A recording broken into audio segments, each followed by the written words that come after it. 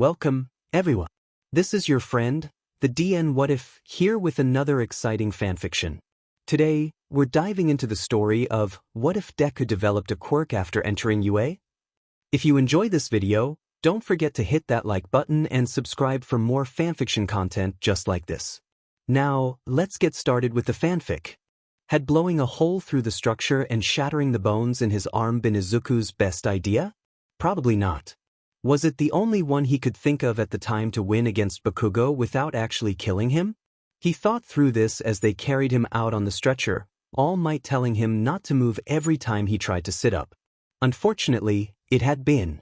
Though, Izuku reflected, if he had more time he probably could have thought through a better solution, but the pressure of the explosive boy hunting him down in the building for a confrontation had limited his time to think. What's done was done, really. Izuku attempted to sit up one more time, feeling a big hand pressing against his chest when he did. All Might was hovering over him, smile more grim than usual. "I'm fine," Izuku argued. "My legs still work." Young Midoriya, the large figure, boomed down at him, tilting his head. "Please be careful with yourself. Just rest. Recovery Girl will be angry enough as it is." Izuku winced, both from pain and the inevitable disappointment on the shriveled woman's face he was about to experience. "Midoriya." He turned his head to see a familiar shock of red hair rushing up to him, jaw open wide, admiration on his face. Izuku blinked. That was unexpected. That was so manly. Kirishima pumped his fist into the air. He seemed to catch All Might's gaze and faltered. But not great that you broke your arm, I guess." Izuku suppressed a laugh. Thank you." Izuku stuttered out. He smiled back bashfully. "Probably wasn't my best plan, but I guess it worked." Uraraka and Ito were running up to him now too, even as the workers trying to pull him out on the stretcher were getting impatient, attempting to move him through the crowd of classmates. "Deku!" Uraraka cried. "Are you okay?" "Midoriya-kun. That was an ingenious plan. I can say I definitely did not expect a hole through the ceiling and floor." Ida's gesturing made Izuku want to laugh. His unwavering enthusiasm was almost infectious. Unexpected as it may be, young Midoriya put himself in a very unfortunate position. All Might chimed in. And now must go to Recovery Girl to treat his injuries. His classmates looked embarrassed as the crowd parted to let him go through. "Wait, I should go with him," Uraraka insisted, pink in her cheeks almost matching that of her costume. "He's my partner after all." Her brow had furrowed and Izuku was worried she felt guilty for the condition he was in. It wasn't her fault at all. The matchup of them versus Bakugo and Ito wasn't something they could control, and as soon as Bakugo was involved, all bets were off. There was nothing she could have done, really. "Don't worry about me, Uraraka," Izuku protested. "You should stay and watch. I don't want you to miss a learning opportunity just because I punched a hole through the building and got myself hurt." She gazed down at him, lips pursed and brows still furrowed. "Are you sure, Deku? Shouldn't have to go alone." Izuku nodded back enthusiastically. "I'm sure I'll just be sleeping for the rest of the time anyways," he said. "Healing broken bones kind of knocks me out." He laughed a little nervously. Uraraka looked hesitant, but the workers were already dragging him off. He waved at his classmates, trying to ignore Bakugo who was seething in the corner, a dark, explosive energy practically emanating from him. "Don't worry about me." He would be lying if he said he wasn't affected by the chorus of well wishes that followed as he was carried off. He smiled to himself. It was still hard to believe that all these people actually liked him. He had never felt so welcome, even with his broken arm pulsating at his side, pain shooting up his shoulder occasionally. Recovery Girl was predictably upset with him when he arrived, though he tried to explain the situation and that he didn't have another way of defending himself against Bakugo. His childhood friend had been putting him through the ringer, and Izuku was certain Bakugo wouldn't have stopped until he was unconscious on the ground, likely severely injured. It didn't have the effect he thought it would though, and he was hesitant to answer when she demanded to know which teacher's class this had been. "All Might's," he squeaked out, already drifting into sleep from the wet kiss she had planted on him. "That fool," she muttered, but patted him on the head. Go to sleep, dear. I'll be having words with your teacher when he gets here. That okay. He didn't want All Might to get in trouble. After all, it was Bakugo. What could really be done about that? And he was training to be a hero. He needed to learn to handle tough opponents, with quirks that didn't have any obvious weaknesses. But he was so tired he was having trouble forming a coherent response, so he drifted off to sleep, eyelids closing against his will. XXXX. Toshinori knew he was in for it when he got to Recovery Girl. He should have stopped the fight, but he could tell how badly Midoriya wanted to beat the explosive boy. It was personal for him, and he couldn't help but want to give Midoriya the chance to succeed. And Midoriya had, ultimately, with a plan Toshinori himself hadn't seen coming, though he supposed the source of his surprise was that he would have never expected Midoriya to sacrifice his arm to win. He had a deep fondness for the boy, but sometimes the little green-haired teenager was frightening. He should have stopped it anyways. Bakugo's use of force had been excessive. Downright dangerous. He was honestly shocked Midoriya wasn't burnt and battered and that the only real injury besides some bruises was the broken arm he had inflicted on himself. Those explosions had been powerful enough to blow the building apart, certainly hot enough to scorch and blister skin. Yet Midoriya had come through it in mostly one piece. Perhaps there was some heat resistance in the fabric of his costume, though. That would probably explain it, and was smart for Midoriya to include.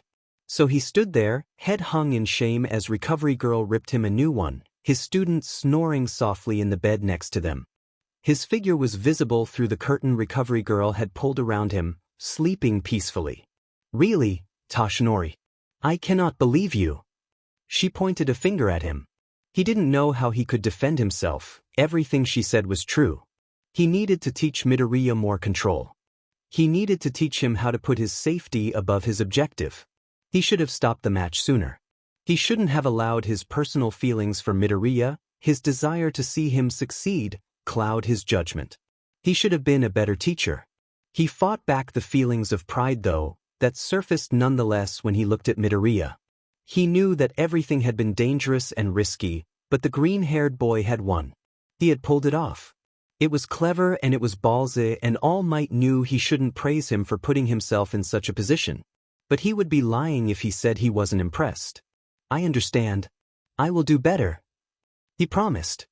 He lifted his head to see the older woman huffing at him, shaking her head. He took one last look at Midoriya, who was still knocked out, and turned to leave. Oh, where do you think you're going? He twisted back around, confused. She was sitting in her chair, arms crossed. Back to the teacher's lounge? He said, blinking. She shook her head. I've called Aizawa here. There's something else we'll need to talk about. Toshinori cringed. He could only imagine the look on Aizawa's face when he found out what happened. The disheveled man was terrifying when it came to his students. And Toshinori could tell that Aizawa had taken somewhat of a shine to Midoriya already, if his behavior during the quirk apprehension test said anything. But it was Toshinori's fault that Midoriya was laying in that bed right now, so if suffering Aizawa's wrath was his punishment, he would accept it. I understand. I failed his student. Toshinori said, hanging his head again, voice filled with shame. Recovery Girl snorted. It's not all about you, you foolish young man. His head shot up. She started pulling up scans on her computer, one of a foot. It's about Midoriya. I noticed something odd when I healed him the first time, so I decided to take a look at his medical records. She said, gesturing to the X-ray of what was presumably Midoriya's foot. He has the extra joint, like someone quirkless would. She tapped her pen against it as evidence. But I don't think he's quirkless. Toshinori was confused where she was going with this. I told you I passed one for all to him. His very condition is evidence of that. He responded, brow furrowed. I know that. She said dismissively. But there was something odd. And there is still a small chance that he could have a quirk, even with the extra toe joint. But he had the extra toe joint and he never showed signs of a quirk, so the doctors never mapped his genome. There was no reason to. But I did. She pulled up another image, marks on a screen that Toshinori didn't understand. She tapped one in particular, turning back to level a serious look at him. He has a quirk factor, Toshinori. It wasn't unheard of for someone to have an extra toe joint and still have a quirk. Certainly it was very rare. But cases of it still existed. Still, it was so rare that unless someone was showing obvious signs of a quirk counselors and doctors alike rarely expended the effort to map a genome and take a serious look at someone's quirk factor. The process was still expensive, and there were too many quirkless people that clung to the hope of a few rare cases that it was considered unreasonable to indulge their wishes. Rare, but not impossible. You think he has a hidden quirk? Toshinori said, staring at what she was presenting as irrefutable proof that Midoriya did indeed have a quirk factor. Hidden quirks were either something so subtle that there was no way to prove they ever existed, or that the circumstances required to bring them out were so rare that someone may never know. Like someone having a quirk that allowed them to regrow limbs, they may never know until there was a circumstance where they lost one. Or a quirk that gave someone good luck. It wasn't a quantitative thing, it was almost impossible to prove. And if you had good luck your entire life, you may just think you were lucky, not that it was some unseen force at play. Chio looked back at him seriously, mouth pressed into a thin line. No, I don't. What do you dash? Wait for Aizawa. She interrupted. I don't want to have to repeat myself. I just wanted to let you know, since Aizawa is not aware that one for all was bestowed on the boy by you. Are you sure we should be informing Aizawa?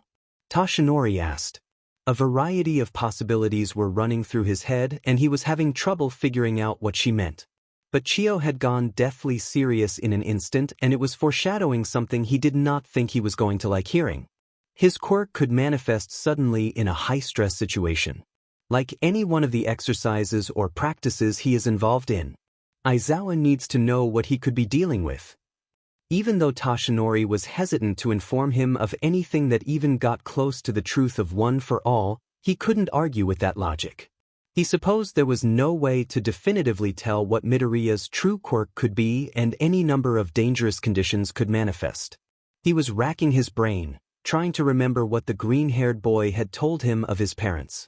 It was likely that his quirk was similar to one of theirs. He could swear his student had said his mother had some kind of telekinetic ability but could remember nothing about his father. In fact, he wasn't even sure if Midoriya had ever mentioned his father, which, now that he thought about it, seemed very odd. Midoriya was very talkative and cheerful and he had spoken at length about Midoriya Inko. She seemed like a sweet woman and a good mother, from the impression Midoriya gave him. But he had never said a single word about his other parent. His musings were interrupted by the door swinging open, Aizawa stepping in. He took one look at the unconscious boy on the bed, past the curtain, and then stared back at Toshinori. All might. His voice was icy. Toshinori cringed. The dark-haired man's eyes were boring holes in his head and he could tell that the underground hero was angry. I've been informed of the situation. I should have stopped the fight. Toshinori said quickly. Aizawa raised an eyebrow back, crossing his arms over his chest. I am aware that this situation is my fault and that it should be within my responsibilities to do what I can to dash. Toshinori, shut up. Chio interrupted. We have more important things to talk about than you being a bad teacher. Toshinori cringed again. She turned to look at Aizawa. Midoriya Izuku was diagnosed as quirkless at 5 years old, due to a lack of any visible quirk and the fact that he does in fact have an extra toe joint. She said, pulling up the scan. Aizawa did not seem affected. It is rare to have both a quirk and an extra toe joint. But not unheard of. He said with a shrug. Seems par for the course for Midoriya. Did he simply develop late? Yes. Chio answered, face darkening as she glanced over at the sleeping figure. Very late. The answer begged a question and Toshinori felt like he could see the gears turning in Aizawa's head. How late? He asked. A few months ago. Aizawa's head snapped to the side, to stare at Midoriya's prone form. No wonder this idiot keeps breaking his bones. He hissed.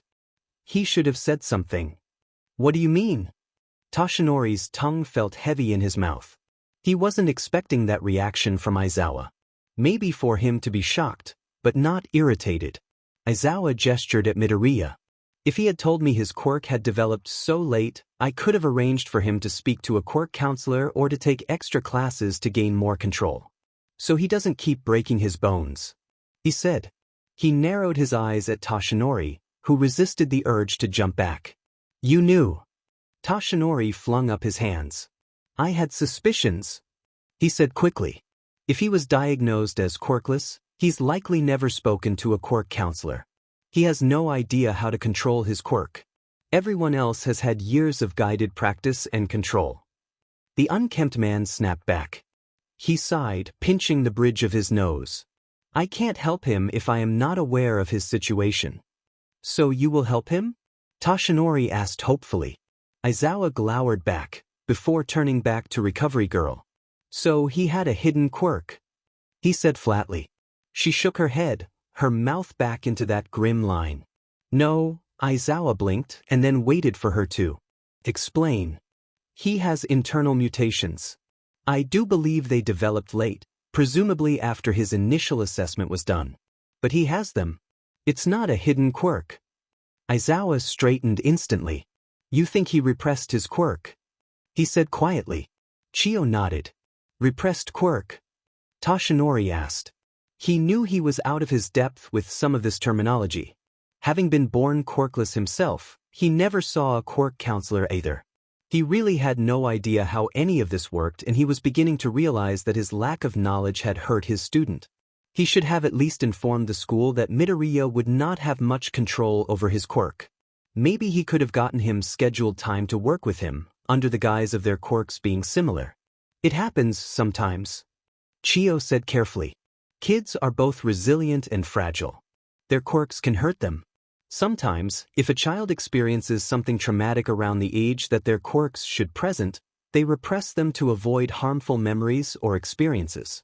It's a stress response. They do eventually present, usually at Midoriya's age. Around adolescence, when their body starts changing more. Something traumatic. Toshinori balled his fists at his side, the power of her words hitting him. He didn't even want to look at the small teenager right then, unable to imagine a world where little Midoriya Izuku had experienced something so traumatic at such a young age that he would repress a quirk for the next 10 years. Is there any other reason? He practically begged. Some medical conditions. I checked for all of them. He doesn't have any. Toshinori closed his eyes. When he opened them, he saw Aizawa nod sharply to himself. We will arrange for him to see a quirk counselor and a regular counselor, he said. Thank you for informing me. Chio worried her lip. We're not done yet. It was just one bomb after another, wasn't it? I don't believe his quirk has presented yet in its entirety due to his internal mutations. And I don't think it's not a passive quirk. What do you mean? Aizawa asked. What kind of internal mutations? He is highly resistant to high temperatures, both internally and externally. His costume wasn't fire resistant at all, and yet none of the explosions he described put a burn on him. She said, and Toshinori wanted to hold his head in his hands. His respiratory system, too, is highly unusual. I cannot definitively say what it does, as it seems to have never been activated before in an atypical capacity. I doubt he knows either. What do you mean, high temperatures? Toshinori asked carefully. Recovery Girl glanced back. I mean that I think you could pour molten lava down his throat and he would barely feel it. He could probably eat it, honestly. That is not quite a mutation. Recovery Girl nodded and pulled back the curtain. Midoriya's head was tilted to the side, and 4 in his unbroken arm. The broken one had been partially healed and was still bandaged while he slept. She pushed her pen against his skin.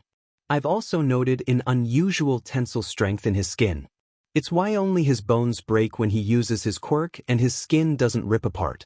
It comes from the resistance to high temperatures. She pushed her pen against his skin again. The boy didn't even stir. It's a very interesting quirk, but I cannot be certain of what it does exactly until it manifests. And with the way UA works, that could be at essentially any time. Should we inform his mother? Toshinori wondered out loud. He was having a hard time looking at the small, freckled face in front of him without dread building in the pit of his stomach. No. Aizawa snapped. The most common source of this kind of trauma is childhood abuse. Severe childhood abuse. If it is an ongoing situation, we risk putting him in danger until we have more information. Toshinori couldn't imagine a world in which the lovely woman his student had spoken about hurt him so badly that he would repress what was clearly a strong, complex quirk. He's right, Toshinori. Recovery Girl said. We simply have to wait until he's ready to talk, and try to coax out the rest of the quirk before it manifests on accident. The school will investigate in the meantime. That doesn't mean abuse is ongoing. It could have been a singular traumatic incident when he was young, or it could have lasted for longer. There's no way for us to know right now. I will be checking police reports regarding Midoriya. Aizawa said, straightening again. There may be some information that could help us. He turned on his heel to leave, but stopped to glare at Toshinori. He felt himself shrink under the unkempt man's powerful gaze. He wasn't using his quirk, but with how small he felt, Aizawa might as well have been. In the meantime, we will be keeping a close eye on Midoriya, and I expect you to be the same. If anything, and I mean anything, happens, you will inform me. Of course. His voice cracked. Aizawa stormed out, leaving Toshinori to look at the small figure in front of him. He wanted to smack himself for not having noticed anything wrong sooner. But Midoriya was always so cheerful and talkative and powerfully optimistic. He had such a strong heart that Toshinori had never imagined him being anyway else. It was just another in a list of his own failures. He had to do better. Izuku felt like Aizawa was staring at him. Sure, the underground hero was always staring at their class, cowing them into silence under his admittedly powerful gaze. No one shut them up faster than their terrifying teacher. But Izuku tried to be good and quiet during class. So he wasn't sure why Aizawa was staring at him specifically. Maybe it was the arm breaking? He had told him not to do it, and Izuku had gone and done it again, proving what Aizawa had thought of him on the first day. That if he couldn't use his quirk without hurting himself, he didn't have potential. The thought worried him, and he chewed on the end of his pencil. He would just have to work harder to control it. He had already spoken to All Might about it.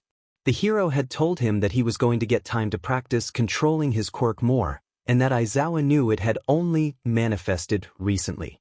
There had been an odd energy in Recovery Girl's office when he woke up, but he couldn't place his finger on it.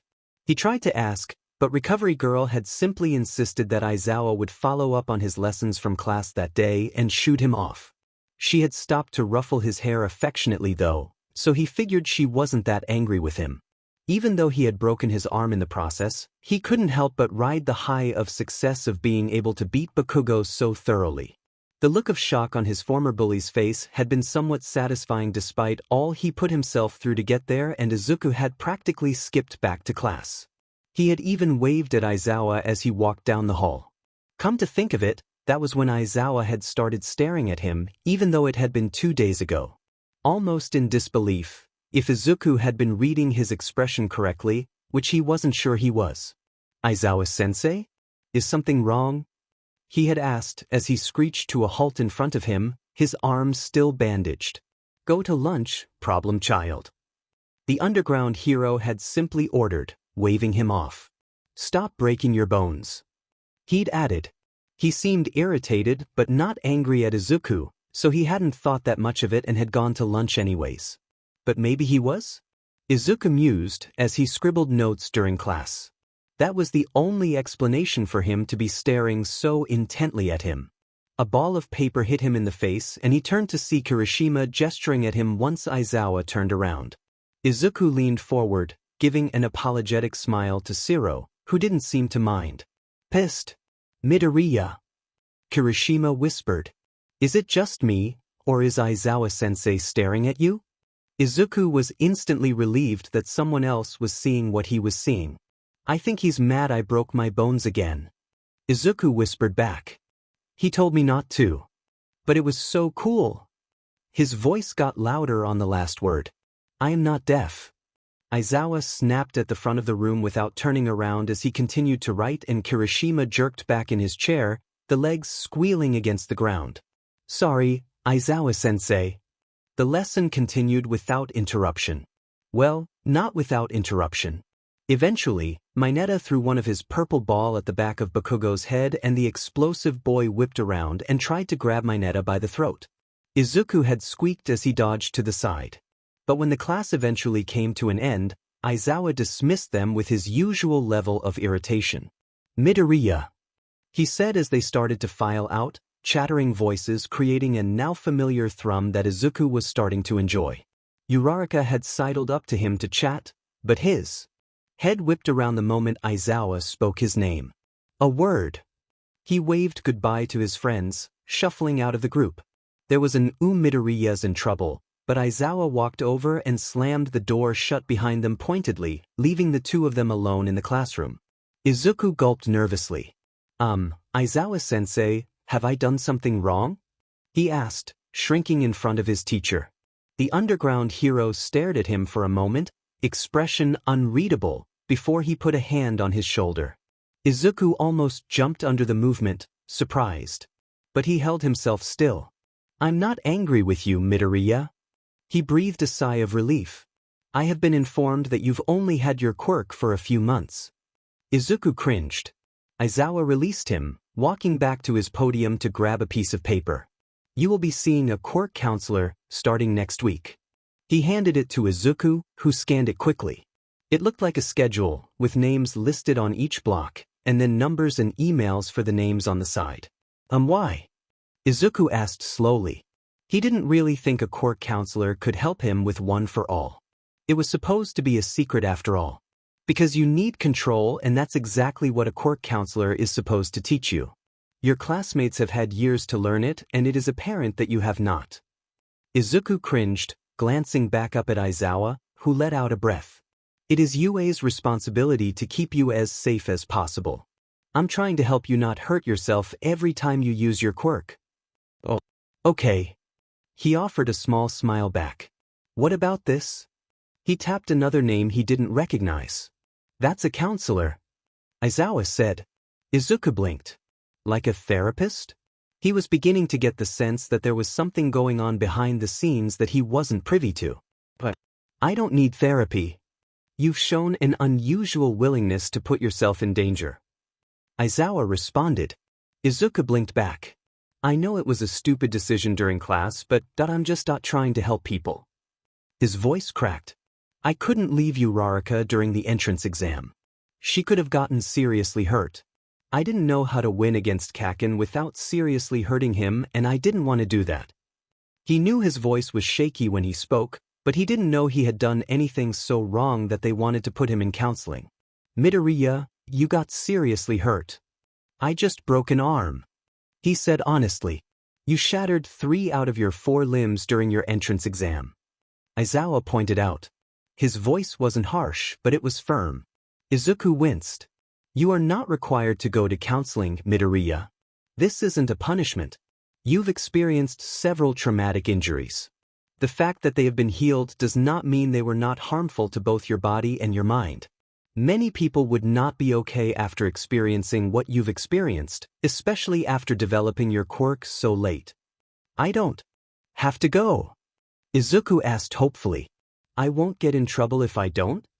"No, Midoriya. I ask that you go to at least one session, but you will not be punished if you don't. What you and your counselor speak about will be private. If you would like to continue going after or even at some point in the future, these services will be provided to you by the school," Aizawa said.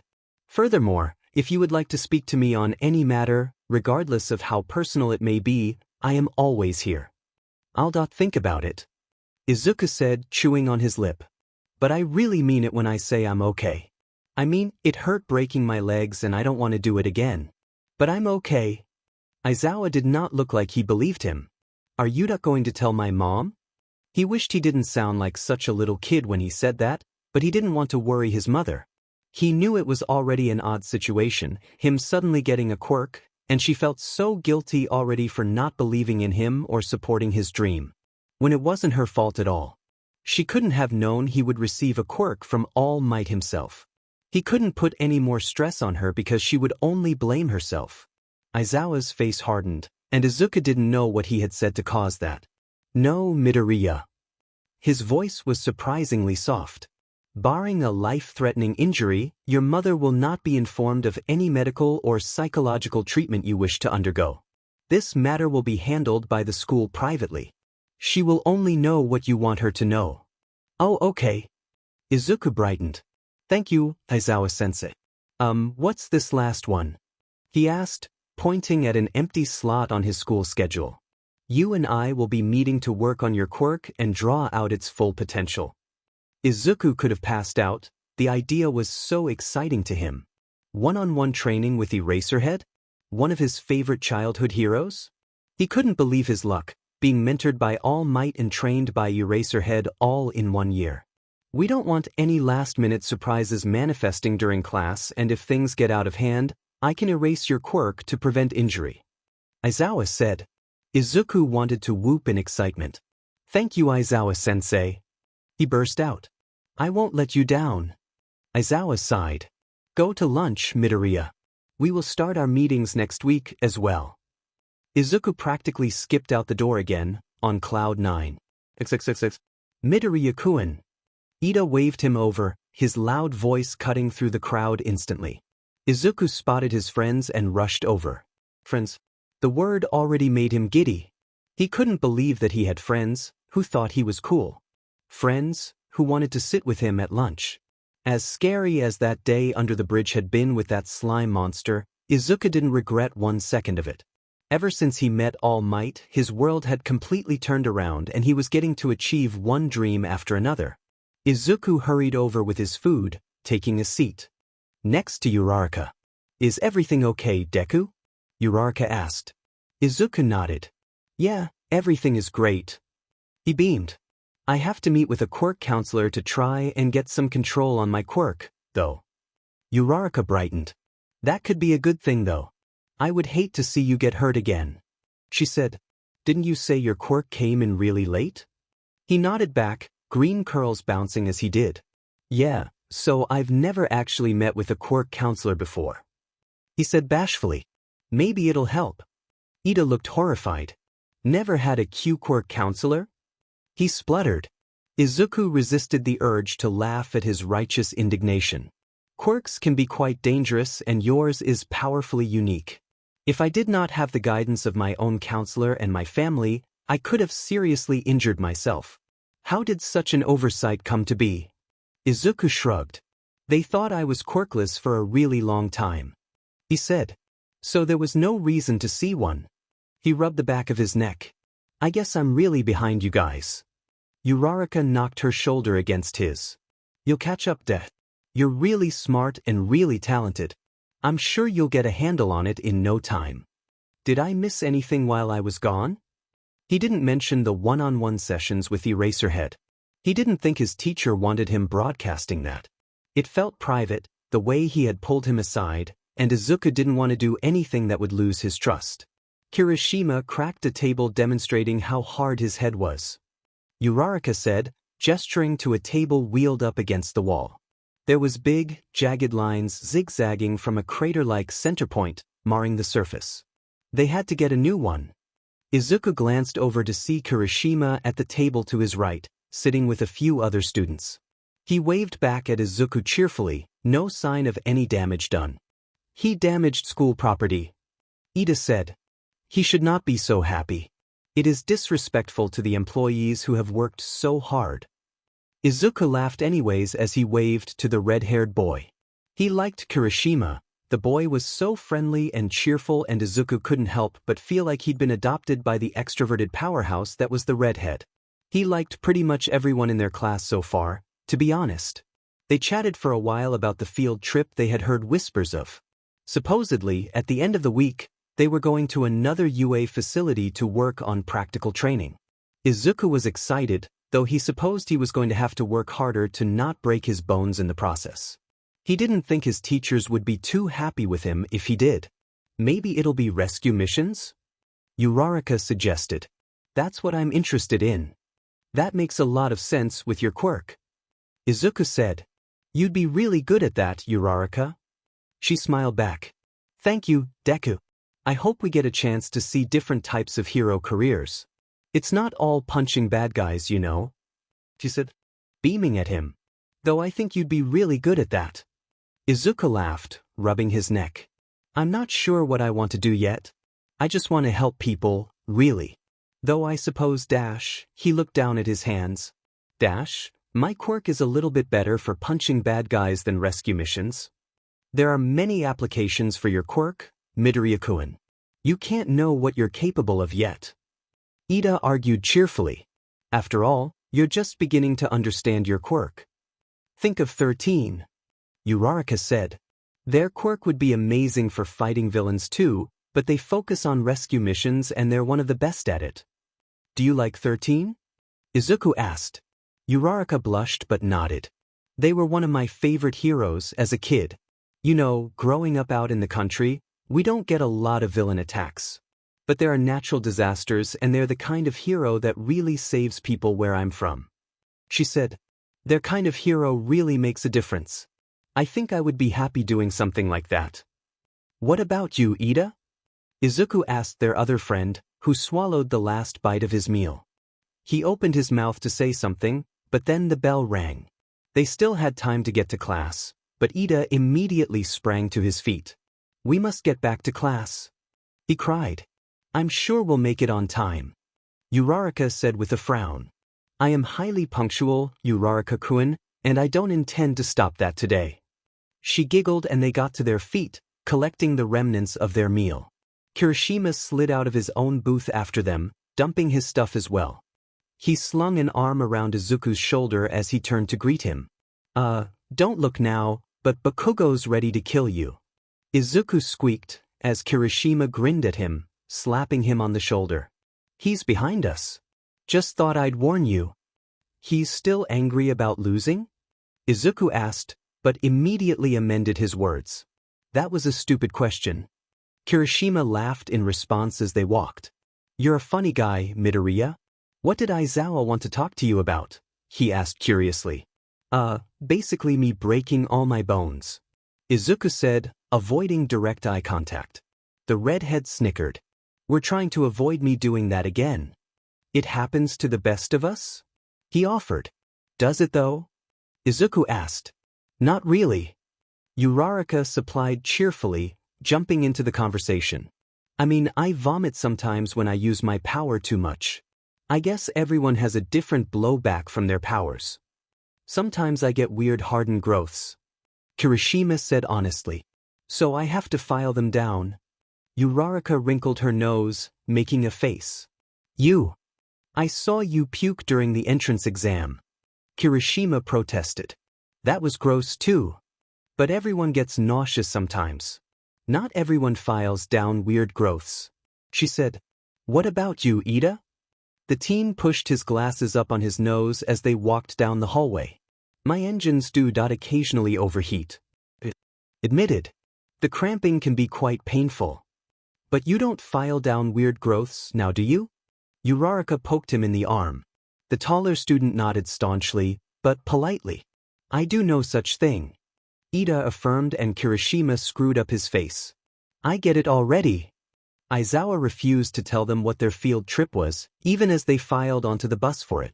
They were all theorizing, but he hushed them into silence as they got on, ignoring the questions aimed his way. Izuku felt a little odd, just in his gym uniform, since everyone else had their costumes, but he supposed it couldn't be helped. Plus, he wanted to make some upgrades to the costume anyways, so it was probably a good thing. He took a seat next to Azui, a girl with green hair and a frog mutation-type quirk. She seemed friendly and even complimented him on his green hair, reaching out in solidarity. He touched the curls self-consciously as he thanked her, flushing. Is it part of your quirk? She asked, as hers clearly was. He shook his head. My mom has green hair too though. You know, Ripped, you quirk is a little like All Might's. He resisted the urge to seize up, and instead just laughed nervously.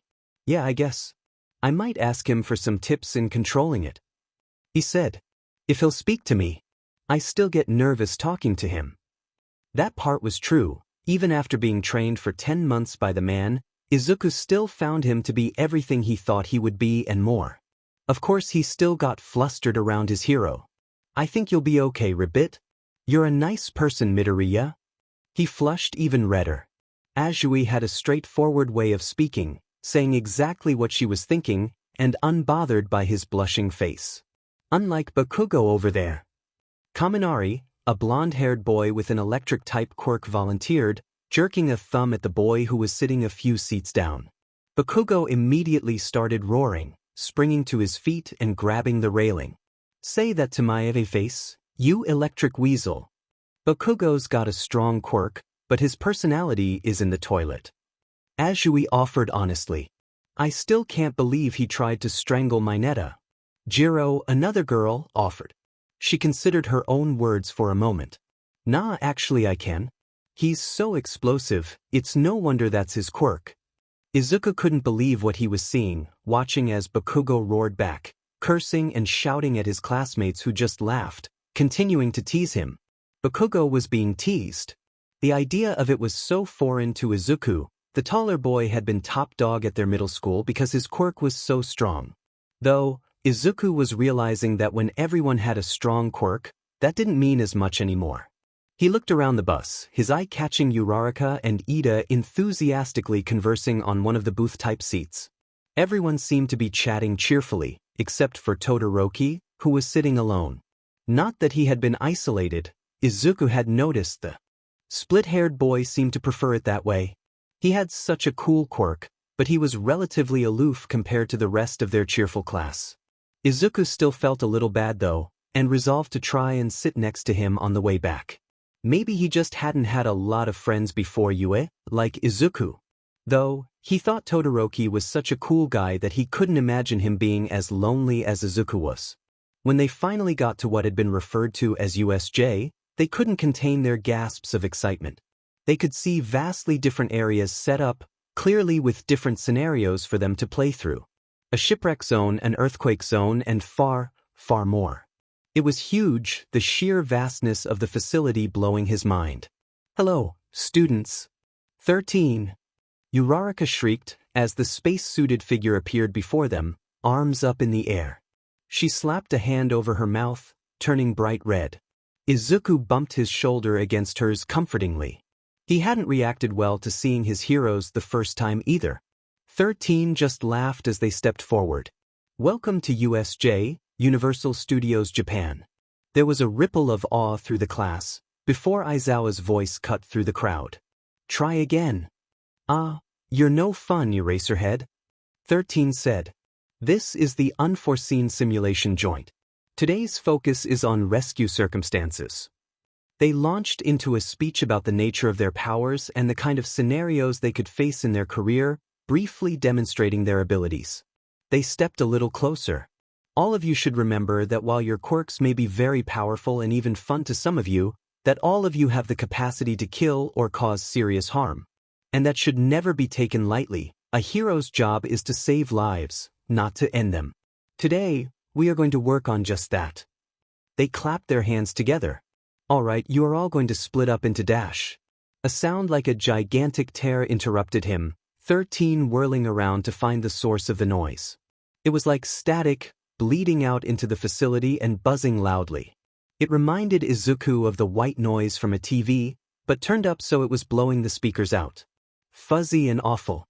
Izuku spotted a dark substance gathering at the center of the facility, down a series of steps.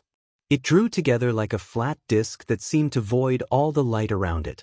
And then a hand reached out. Things happened so fast from their 1 second, they were all thrilled to learn about rescue missions, to use their powers. And the next, the room was filled with villains. Aizawa was leaping forward into the fray, goggles on, moving fast and sharp. Eraserhead in action was an unbelievable sight. Izuku had been worried, because he was fighting essentially quirkless, but he was kicking serious butt. And then the warp villain was up near them and they were screaming and trying to fight, the reality of what was happening beginning to set in. That they were under attack. That there weren't nearly enough pros for the amount of villains that had just flooded in. That there were no signals in or out of the facility and that they were talking about killing All Might. There was fear gripping Izuku's chest, and then it was black and the panicked voices of his friends were gone. And the burning in his chest started when he was plunged underwater, but he managed not to panic, trying to swim upwards until he was saved by Azui, who pulled him aboard the ship.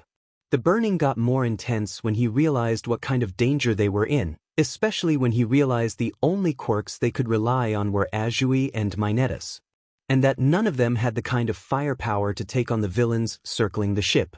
He could feel the panic creeping up his throat, hot and sharp, as the ship cracked in half and they started to sink and still only had the beginnings of a plan.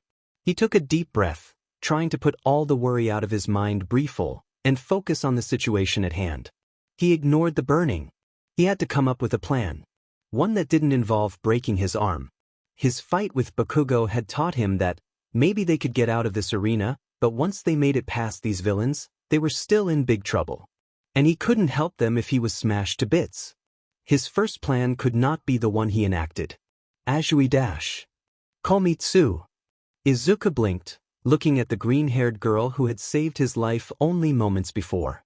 She grinned back. If we're going to die, you can call me Tsu. He let himself smile shyly. Okay, Tsu. He rubbed his head. Mineta was still wailing. I have an idea, I think.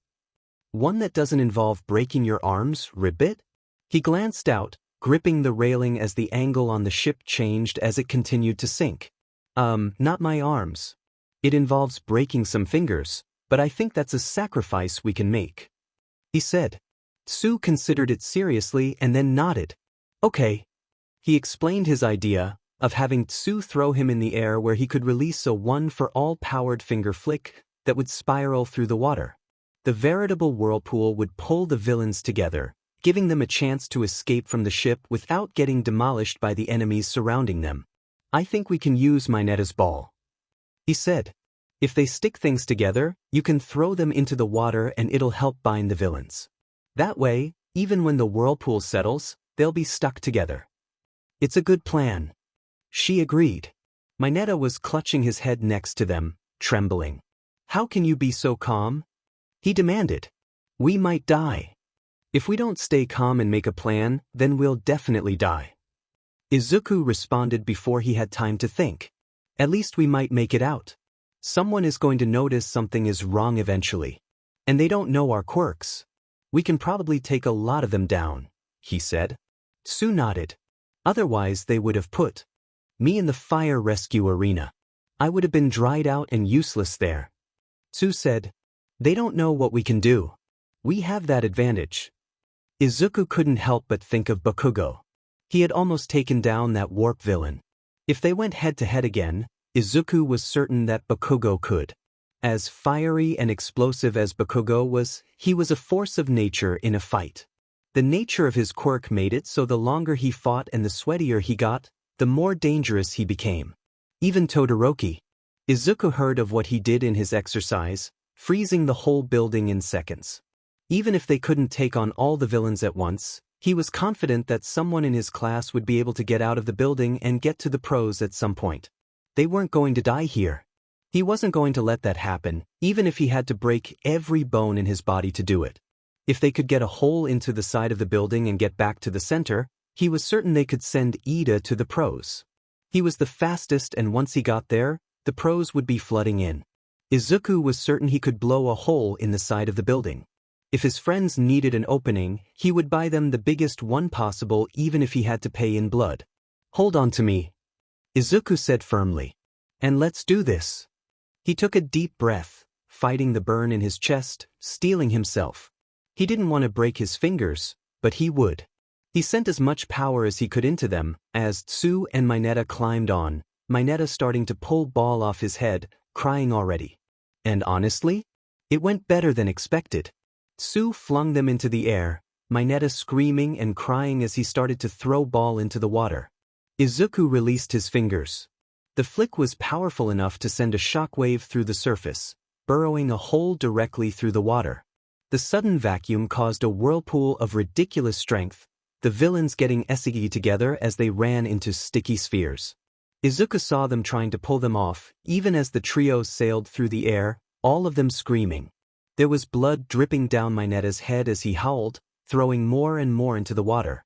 More and more villains bound together, yelling as the force of the water pulled them.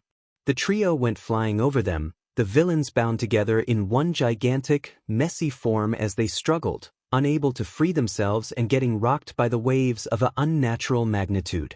When the three of them finally landed in the water, they were a safe distance away from the pole of the whirlpool, barely able to see the floating mass stuck together. They swam up to the edge, trying to duck under the surface of the water as they got closer to the villains that Aizawa was still fighting. Izuku couldn't help that his jaw dropped as Aizawa tore through them, his capture weapon flying with a deadly grace. He had known Eraserhead was a martial artist, but this was unbelievable. But it also couldn't last forever. He could see Aizawa slowing, taking more hits than he did before. He had cleared a significant portion of the villains. They were lying on the ground, either unconscious or bound in his capture weapon, but Izuku could see the ashen-haired one with hands on his face gesture towards the monstrous creature next to him. It was huge and inhuman, its brain exposed to the air and with nothing behind the eyes. There was no way that was a quirk. Izuku didn't know what that was. He heard the ashen-haired villain call it a Nomu, but that didn't mean much to him. What did was when the villain clearly ordered it to attack Aizawa. "This is taking too long," the villain said. "We need All Might here. Get him." The Nomu charged, and Izuku's mouth opened against his will, but Tsu slapped a hand over it. He was unable to tear his eyes away as the Nomu sent its own allies flying, stomping towards Eraserhead. Aizawa seemed to instantly realize the strength the creature possessed, and dodged the charge, instead of meeting the Nomu head-on. It stomped over one of its own, a sickening crack coming from the limp form, screams bitten off as it crushed internal organs and shattered bones. It lifted a bloody foot up, and when Aizawa's capture weapon slung around him, their teacher attempting to use the Nomu's momentum to send it tumbling to the ground, it grabbed the capture weapon. Aizawa went skidding across the pavement. He quickly rolled to his feet, dodging another charge from the creature. He weaved through heavily projected swings, landing hit after hit of his own, all of which seemed to have no effect. Eventually, Aizawa wasn't fast enough. The Nomu caught one arm and flung him against the ground, and Izuku cringed, knowing that must have dealt some damage. Aizawa was up in a second though, despite breathing heavily. His goggles had been torn off long ago, cracked and hanging near his neck. The Nomu grabbed one of his arms and Aizawa went to twist out of his grasp, when the ashen-haired villain leaned in, placing one arm on Aizawa's elbow. Aizawa screamed. Izuku watched in horror as the skin began to decay and flake off in layer after layer, going down to the muscle. "Eraserhead, you're no All Might, but even I have to admit, you're pretty effing cool," the ashen-haired villain said, tilting his head. Izuku didn't know how he saw with that hand in his face. "You can call me Shigaraki. Now, where is All Might? If he doesn't get here soon, I'm going to have to kill your students." Aizawa wrenched away abruptly, twisting and sweeping one of the legs of the Nomu out from under it. He dodged as the Nomu went careening into its master, the villain shrieking as he stumbled away.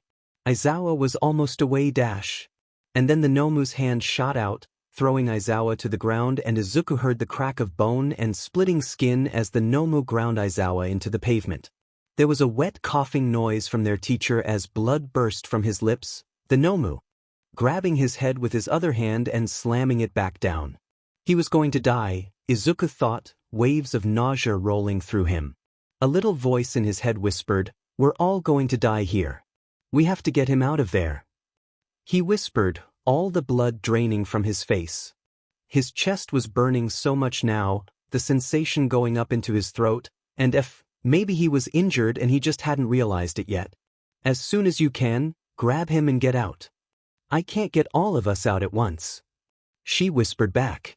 "He'll die if we don't," Izuku insisted. Tsu let out a whimper. "Oh."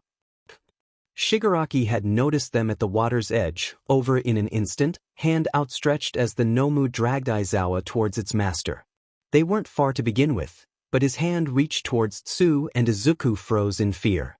He could see, in his mind's eye, Tsu flaking away into nothing. Layer after layer of blood and skin and bone disintegrating into the air, unable to even scream as she died. And he couldn't do anything. He was just as helpless as he had always been. He thought he was going to throw up. And then Shigaraki's hand closed over Tsu's face. Nothing happened. It was Aizawa. Izuku noticed. Despite all odds, despite being smeared across the ground like a limp corpse already, he had dragged his blood-stained head up at the last second, erasing Shigaraki's quirk before he could touch Tsu. His eyes glowed red. Shigaraki said. Eraserhead, you really are cool. He laughed. Kill him. And then Izuku opened his mouth and screamed. XXXX. Shoyuta had spent some time trying to theorize what Midoriya's quirk could really do. There were mutations that should have given them a clue. But the super strength similar to that of All Might's was confusing, seemingly unrelated. He had tried to find records of his parents, both to compare quirks and to find a clue as to what a young Midoriya may have suffered. He could only find one for Midoriya Inko, who had a telekinetic quirk and a seemingly simple life. Shoyuta couldn't even find the name of Midoriya's father. One half of Midoriya's parentage was a veritable ghost with no quirk, no name, no record. It was startlingly unhelpful. Maybe Midoriya knew something, but maybe he didn't. Shoyuta had debated confronting him with the fact that Midoriya likely had a trauma-repressed quirk, but it wasn't a bomb he wanted to drop on the boy in the middle of the school day. He had decided to tell him little by little and get him to talk to his quirk counselor and regular counselor first, people who would be far more equipped to deal with trauma of that nature. After all, Shoyuta had realized Midoriya had likely been so young it was a possibility he barely remembered what happened or didn't fully understand it. And the last thing they needed was the boy having a panic attack in an insecure environment with a powerful, complicated quirk manifesting. Though the moment those villains stepped through the warp gate, he wished he had spoken to him about it earlier. But what Shoyuta was not expecting was a white-hot burst of flame to launch itself from Midoriya's mouth. It seared straight into the Nomu's skin, making a horrible sizzling noise and the smell of burnt flesh making its way into Shuta's throat, Shigaraki yanking his arm back to avoid the blast and released Azui. The Nomu howled, releasing Shuta's head which thunked against the ground heavily. He tried to turn it, but he was so beaten and broken it was a struggle to even look up. He couldn't see well either, with blood dripping down his face and into his eyes, and he didn't trust himself not to put himself directly into the white-hot stream that would immolate him in seconds. He felt something pull him away, and the next thing he knew, he was being launched in the air. His head fell back, and through his disorientation he could see Azui's crying face swim into view. They were on the other side of the room, having been pulled away, Mineta clutching the green-haired girl's arm. I left him. She sobbed, and Shoyuta felt the blackness creeping onto the edge of his vision. He fought it, pulling his head up, to see Midoriya, panting, eyes wide and horrified. He was pale and shaking, in the edge of the water, and no, he was manifesting a quirk that he had repressed for the first time in the middle of a villain attack and dash. Midoriya was going to die, Shoyuta realized. He tried to surge up, but pain laced through his body, his muscles and bones failing him. He could not move what would no longer work, thoroughly beaten and crushed by the monstrous creature that had grabbed him. Shigaraki's hand was already reaching for the trembling boy, and he forced his quirk to work, erasing Shigaraki's quirk as best he could. But there was blood dripping into his eyes, and he was already fighting to keep them open, just barely able to peek out as Shigaraki's hand grasped his face and his vision went black. He was dragged into unconsciousness, fighting every step of the way. The last thing he heard was Azui sobbing so hard it sounded like it hurt and the screams of his students. He had gotten Midoriya killed. XXXX. Izuku didn't know what was happening, but when Shigaraki grabbed his face, he knew he was in trouble. He opened his mouth to scream again, and just as the ashen-haired villain's real hand made contact with his face, he breathed out a stream of fire that was so hot it immolated Shigaraki's hand in seconds, burning straight through the villain's forearm and stopping the spread of the quirk before he could be turned to dust. Or so he thought. He felt blood drip down his face from where Shigaraki's hand had been, but he still felt something there as he reached up to touch it, shaking and horrified and mouth burning. The villain was screaming and clutching his hand, which had thunked to the ground, twisted and burned as it wetly separated from the stub remaining. It had been instantly cauterized, but the stump looked raw and mutilated. He let out a shriek that could have shattered glass as he fell to his knees, clutching it to his chest. He stared at Izuku through the side of his hair, peering under the hands still on his face. Kill him. Izuku realized, a moment too late, that Shigaraki was talking about him. He tried to scramble out of the water, barely getting to his feet on dry land before the Nomu was rushing him. His body felt numb and he honestly couldn't feel his limbs moving. He could only pray that they were. The creature caught him in the side, throwing him 10 feet through the air. He felt his ribs crack as he hit the ground and he landed weirdly on one arm. There was a different kind of burning in his chest, a different one from the fire in his lungs that he didn't know he had. Like his father had had. He wanted to scream and cry into the dirt and be overwhelmed, but there wasn't time for that because the Nomu was coming. He rolled to his side, choking as he got to his feet. It stomped over and Izuku powered up with one for all. If there were a time to use it, it was now. He swung and hit, his hand hitting the Nomu solidly. There was a rush of wind as the incredible force behind it kicked up all the dust and smoke and the smell of burnt flesh. Izuku coughed, a small amount of flame coming out as he choked on the particulate matter, taking a step back. A force like that should have sent the Nomu rocketing away, and he was expecting to feel the familiar pain of a shattered limb. But then he looked down and stared at his fist, opening and closing his hand. He was fine. Sore, but his arm wasn't broken. He'd controlled it, he realized, and Izuku could have laughed at the irony of now being the time. And he noticed way too late the Nomu swinging at him. It hit him directly in the chest and a jet of flame shot out from his mouth involuntarily as he went flying back. It hit the Nomu directly in the shoulder, searing through flesh again, and it let out a horrible shriek. Izuku felt his head smack against the ground as he landed, like his brain was rattling around inside. He was dizzy, vision swimming, and instantly nauseous. He barely managed to tilt his head, watching the Nomu swing around wildly, trying to put out the fire. It managed to stop the spread, but it felt to its knees. The arm was hanging weirdly from the shoulder, severed by the hot flame at one point and hanging on by burnt threads. It roared and ripped its own arm off. Izuku choked back vomit at the sight. A twisted nub started to appear, spiraling out in a mass of disgusting, moving muscle. The noises were wet, squelching as it formed a new arm, and in moments, it was like the wound had never been there. Izuku tried to get his arms under him, but he almost collapsed. One of his arms was broken, he realized. Not the one he had punched with, but the one he had landed on earlier. And he knew there was something else wrong inside, his insides feeling all smushed from wear. The Nomu hit him. He glanced over to see where Tsu and Mineta were cowering. Tsu was clutching Aizawa to her, staring at the horrible scene in front of her. Tears were rolling down her face openly. Once the Nomu was done with him, it would be coming for them. And with Aizawa unconscious and bloodied in Tsu's arms, they didn't stand a chance. Aizawa hadn't stood a chance. He tried to stumble to his feet, spitting out blood and breathing heavily. He was still dizzy and there was blood getting in his eyes, but he had to get up. He was on the verge of collapsing when he felt strong arms wrap around him, pulling him up and lifting him off the ground. His legs dangled uselessly. The person grabbing him grunted. "You're kinda heavy, Midoriya." Came the weak quip and Izuku let out a sob, twisting to press his face against Kirishima's chest. "I got you, bro."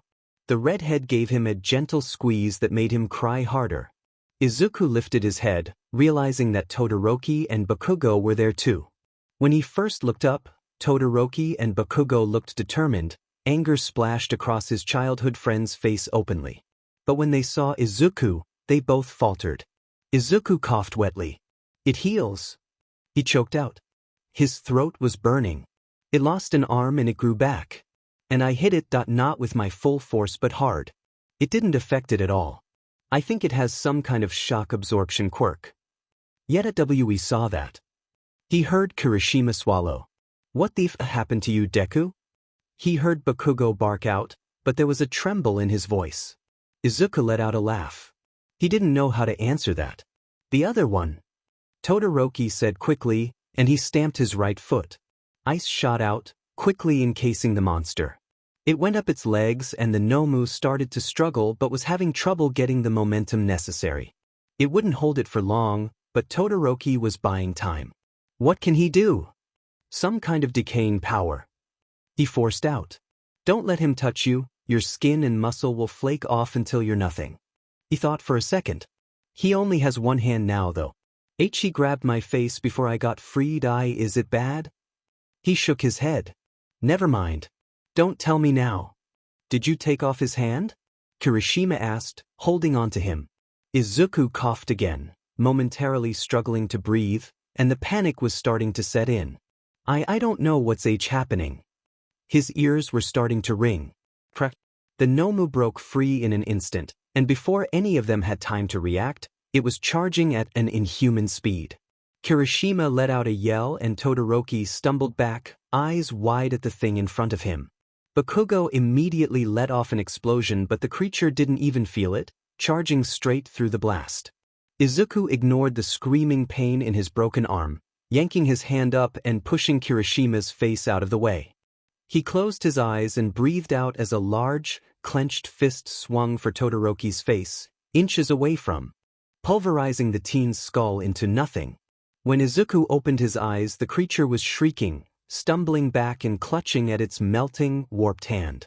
Todoroki quickly sent out ice spikes that shot towards the creature, breaking against its skin but holding it back. He encased it entirely in ice, letting out a shaky breath as it started to crack through, already layering it. He turned to look at Izuku with wide eyes and he could see how much his classmate was shaking. Midoriya dash. Izuku puked. It was a mixture of blood and ash and whatever had been in his stomach that day. It dripped onto Kirishima, who made a noise, but said nothing. Izuku's lungs were on fire and his head hurt terribly. His vision was blurry, both from the pain and the tears. The only small miracle he had was that he knew, at least to some extent, what this strange new power was and how to use it. A gift from a monster he didn't want, but something he needed. Get him out of here, Todoroki said quickly. He hit his limit a long time ago. Kirishima hauled Izuku on his shoulder. He got ready to rush off. Crack. A chunk of ice went flying off of the creature, knocking them both over. Todoroki tried to shoot more back and Bakugo let out a roar, leaping in with explosions to slow it down. Kirishima released him as they fell, but he had hardened his arms around Izuku, which had protected them somewhat. Izuku rolled over, both of them groaning, and got to his feet slowly. Midoriya, Kirishima whispered as Izuku dry-heaved into the dirt.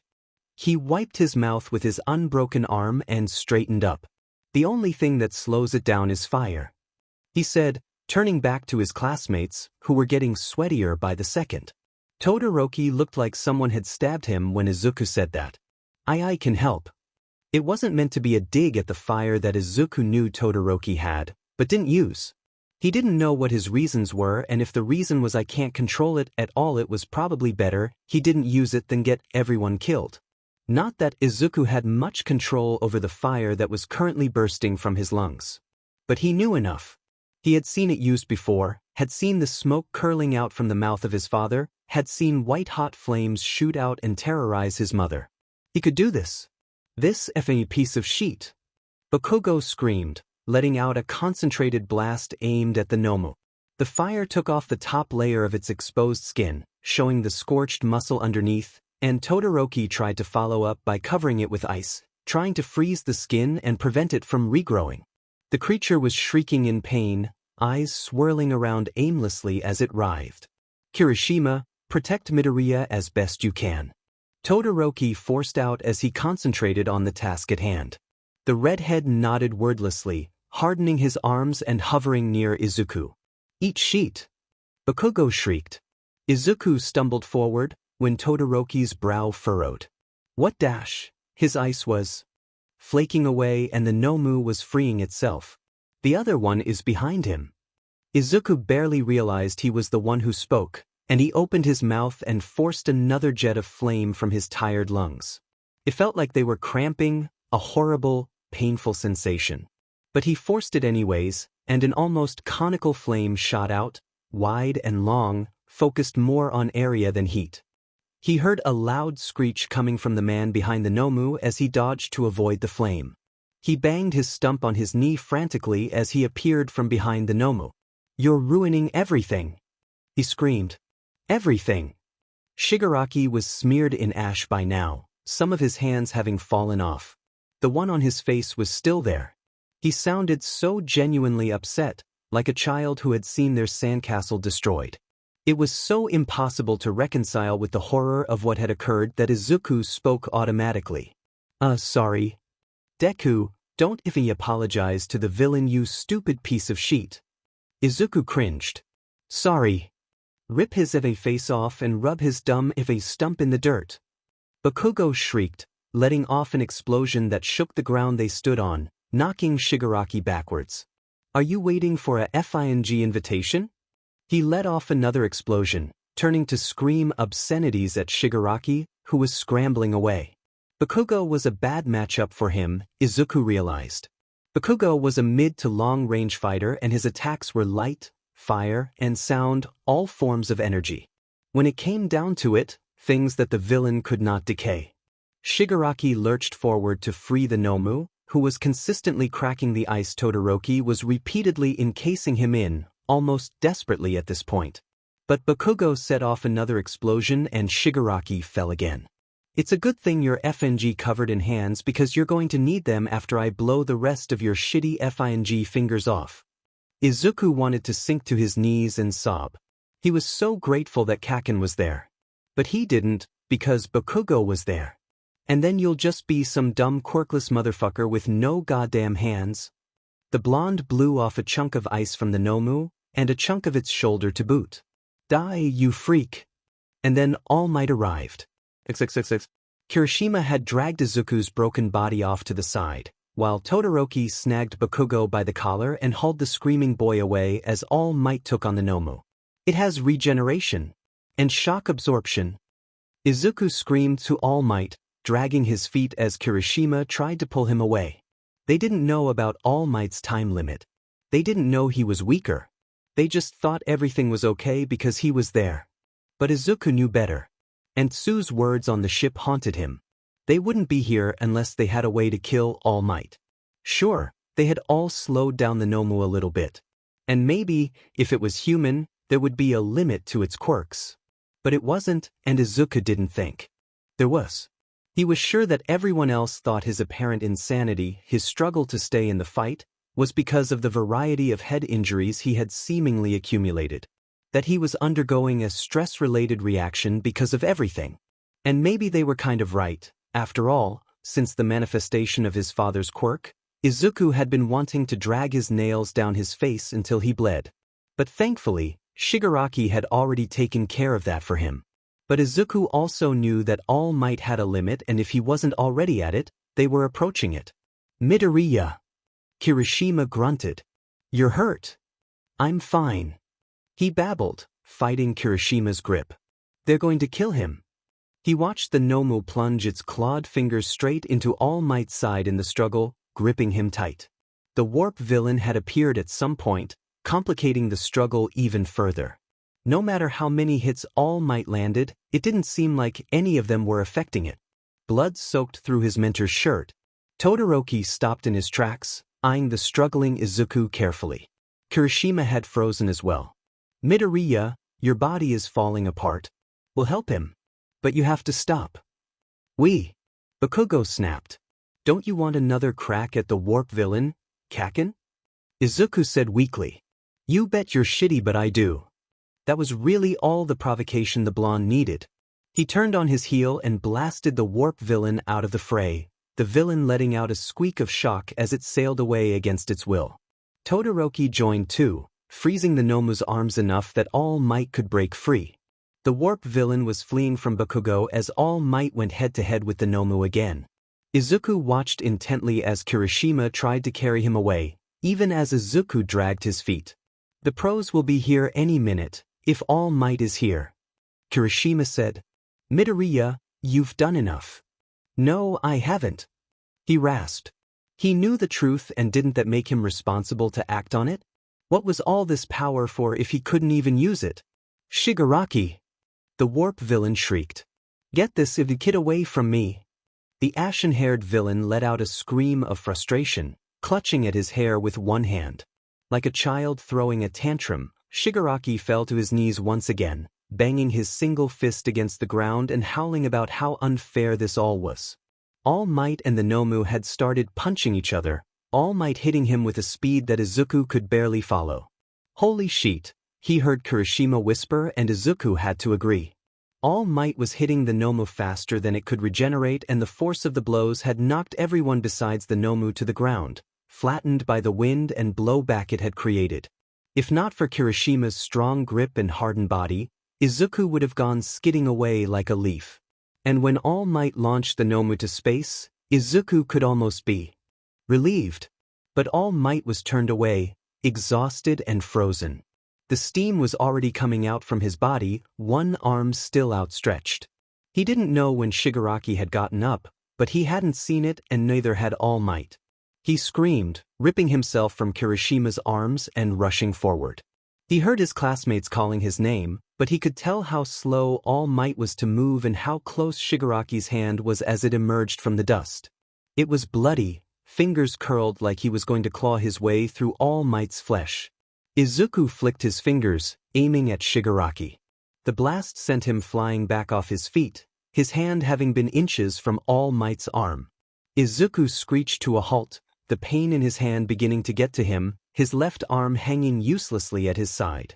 He had felt something break in it even worse, when he had pushed Kirishima's head out of the way to save Todoroki's life, but he had ignored it. He let out a heavy breath and a jet of flame shot out involuntarily. His chest creaked uncomfortably. Midoriya. His name was almost a whisper, and he turned to see All Might, rooted to the spot, steam already coming from his body. He looked pale. And then a shot rang out, into the foot of the ashen-haired villain who had started to rise again. He screamed, yanking himself away, and Izuku could hear the voices of the pros at the door and the cries of relief from all the students. Shigaraki was cursing and disappearing into the warp villain before anyone could stop him. Izuku let out a sob of relief, falling to his knees. His vision was swimming, and he finally looked at his left arm. There was a jagged white bone sticking out. No wonder they had been looking at him like he was crazy. He vomited again, straight blood this time as he fell forward. Everything was pain and burning flesh, and he didn't know how he was still conscious. His head twisted towards his mentor, who was reaching a shaky hand towards him as he deflated. His skeletal form was already visible to Midoriya, eyes becoming more hollow. They were filled with concern, mouth pressed into a thin line. But he was safe. He was alive. They were all going to be okay. Despite all odds, everyone had survived. "You saved me," was the last thing Izuku heard, spoken almost in awe. Shoyuda had woken up furious. A few times Hisashi had informed him. He had tried to get out of bed and fought anyone who got in his way. They had sedated him multiple times, insisting that everything was fine and that he needed to rest. He was calmer now, no longer confused about where he was and how he got there. But his rage was burning under the surface, and he was already making lists in his head of everything he knew about the villains who had attacked. Everything about the villain that killed Midoriya Izuku. He was bandaged like a mummy, though thankfully his face had only suffered surface damage. His quirk was intact, and he had been informed that the damage could have been so much worse and that he was very lucky to come out of this the way he did. Midoriya was dead, and Shoyuda was going to hunt down the villains that killed him and make them pay. He had never lost a student while they were under his care. "Shoyuda, you need to calm down," Hisashi said, uncharacteristically quiet. "I am calm." "You're planning something," Hisashi said. "I can tell. It's scary." Shoyuda clenched his fists. "They killed my student." A freckled little green-haired boy who had beamed at him earlier that day, like the sun shined out of his face. And Shoyuda could not shake how horribly he must have died, panicking from a trauma he was unequipped to handle as he was stripped down to nothing. He had saved Azui and died a hero, but he was too young to die a hero. Azui would never forgive herself. He could hear her words echoing in her head as she had sobbed. "I left him." "What?" Hisashi said. "What the hell are you talking about?" "Midoriya. Shigaraki killed him." He spat out. "I saw it." "Shoyuda, Midoriya isn't dead." Shoyuda didn't believe him. The staff kept insisting everyone was fine to get him to calm down. And there was no way everyone was fine. It was a lie to placate him. He had given those same, vague responses to victims before. You can cut the act, Hizashi. No, I'm serious. What did you see? The blond man was forcing him to look at him through the bandages, eyes filled with concern. He wasn't in his present might getup, but a soft flannel, long hair tied into a bun. Shoyuta could tell he had been here the entire time, looking after him. He grit his teeth. I saw Shigaraki grabbing Midoriya's head. And I passed out, Hizashi. I couldn't erase his quirk. He had hold of him when. He shook his head. Midoriya's alive. Hizashi insisted. Stop lying to me. He knew what Shigaraki's quirk did. His elbow was proof of that. If Shigaraki had hold of Midoriya, it would have only taken him seconds to degrade him to nothing. And there had been no one to come to Midoriya's aid. Look, Hizashi said, leaning in. I'm not really supposed to show it to you, but I have the video of what happened. You can see for yourself. Midoriya survived. Shoyuta watched him intently, as Hizashi pulled out a tablet, clicking on it for a few seconds before he pulled up the footage from the USJ incident. He watched him fast forward to where the overhead camera was focused on the Nomu, Shigaraki's hand grasping Midoriya's face. Shoyuta felt nauseous at the sight. He didn't want to watch the green-haired boy die. They spliced together all the footage of the Nomu and Shigaraki. Thankfully, for you, your boy is in all the important bits. He set it on Shuta's lap, angling it up so he could see and pressing play. Shoyuta watched for a second, before he reached out and paused it. What the F? He said flatly. Hizashi snorted, reaching out and setting a comforting hand on Shuta's leg. Green bean is okay, Shoyuta. He lost a few layers of skin in some spots, but it's going to heal just fine. It looked pretty gnarly when I saw it, but it'll only scar a little on the seam of the grafts, apparently. He roasted that fucker's hand before he could get the job done. So he's okay? He's uninjured. Shoyuta could hardly believe that, and his suspicions were confirmed when Hizashi's face fell. Tell me, he demanded. Well, he broke 2 of his fingers getting Azui and Mineta away from some villains earlier. They bundled them up pretty nicely for us. Actually, remind me to tell you about that later. Get to the point. Shoyuta ordered. It's better if you just watch the rest. When the video finished, Shoyuta didn't feel better. He leaned back in his bed and closed his eyes, tamping down the wave of nausea that washed over him. Give me a list of his injuries. I'm not sure this is healthy. Hizashi. He said sharply, and Hizashi complied. The Nomu broke his arm, and well, that he made it worse saving the Todoroki kid. Concussion, cracked ribs and sternum. Internal bleeding. Punctured a lung on a rib too, I think. Shattered 2 more fingers. Overstressed and overused his quirk. Hizashi rubbed his neck. You've got a tough kid. He saved a lot of lives. The Todoroki kid's head would be dust without him. He saved mine. Shoyuta said quietly, and for once, Hizashi didn't say anything. Has he woken up yet? He saw the hesitation instantly. You're not helping by hiding anything. He woke up screaming and set the room on fire. Hizashi said, letting out a laugh. He was sedated, but I think he's okay now. I mean, hey, you 2 are peas in a pod. What about the others? Some cuts and bruises, but everyone's mostly okay. Bakugo passed out from dehydration eventually, but not before he scared the living shit out of that warp villain. Kid was screaming and kicking and almost bit Midnight until she knocked him out, and he just stayed down until they got some fluids in him. Kinda like Midoriya. Hizashi shook his head. What are you teaching them? Those 2 came like that. Shoyuta said dryly, letting out a huff of breath. He wanted to rub his eyes, but it was hard when he was mummified. The ones on his face would be off before long, though apparently his nose would be crooked for the rest of his life. That was very, very low on his list of concerns, and he'd almost attacked the doctor who had solemnly told him that. You really thought he got killed? Hizashi said.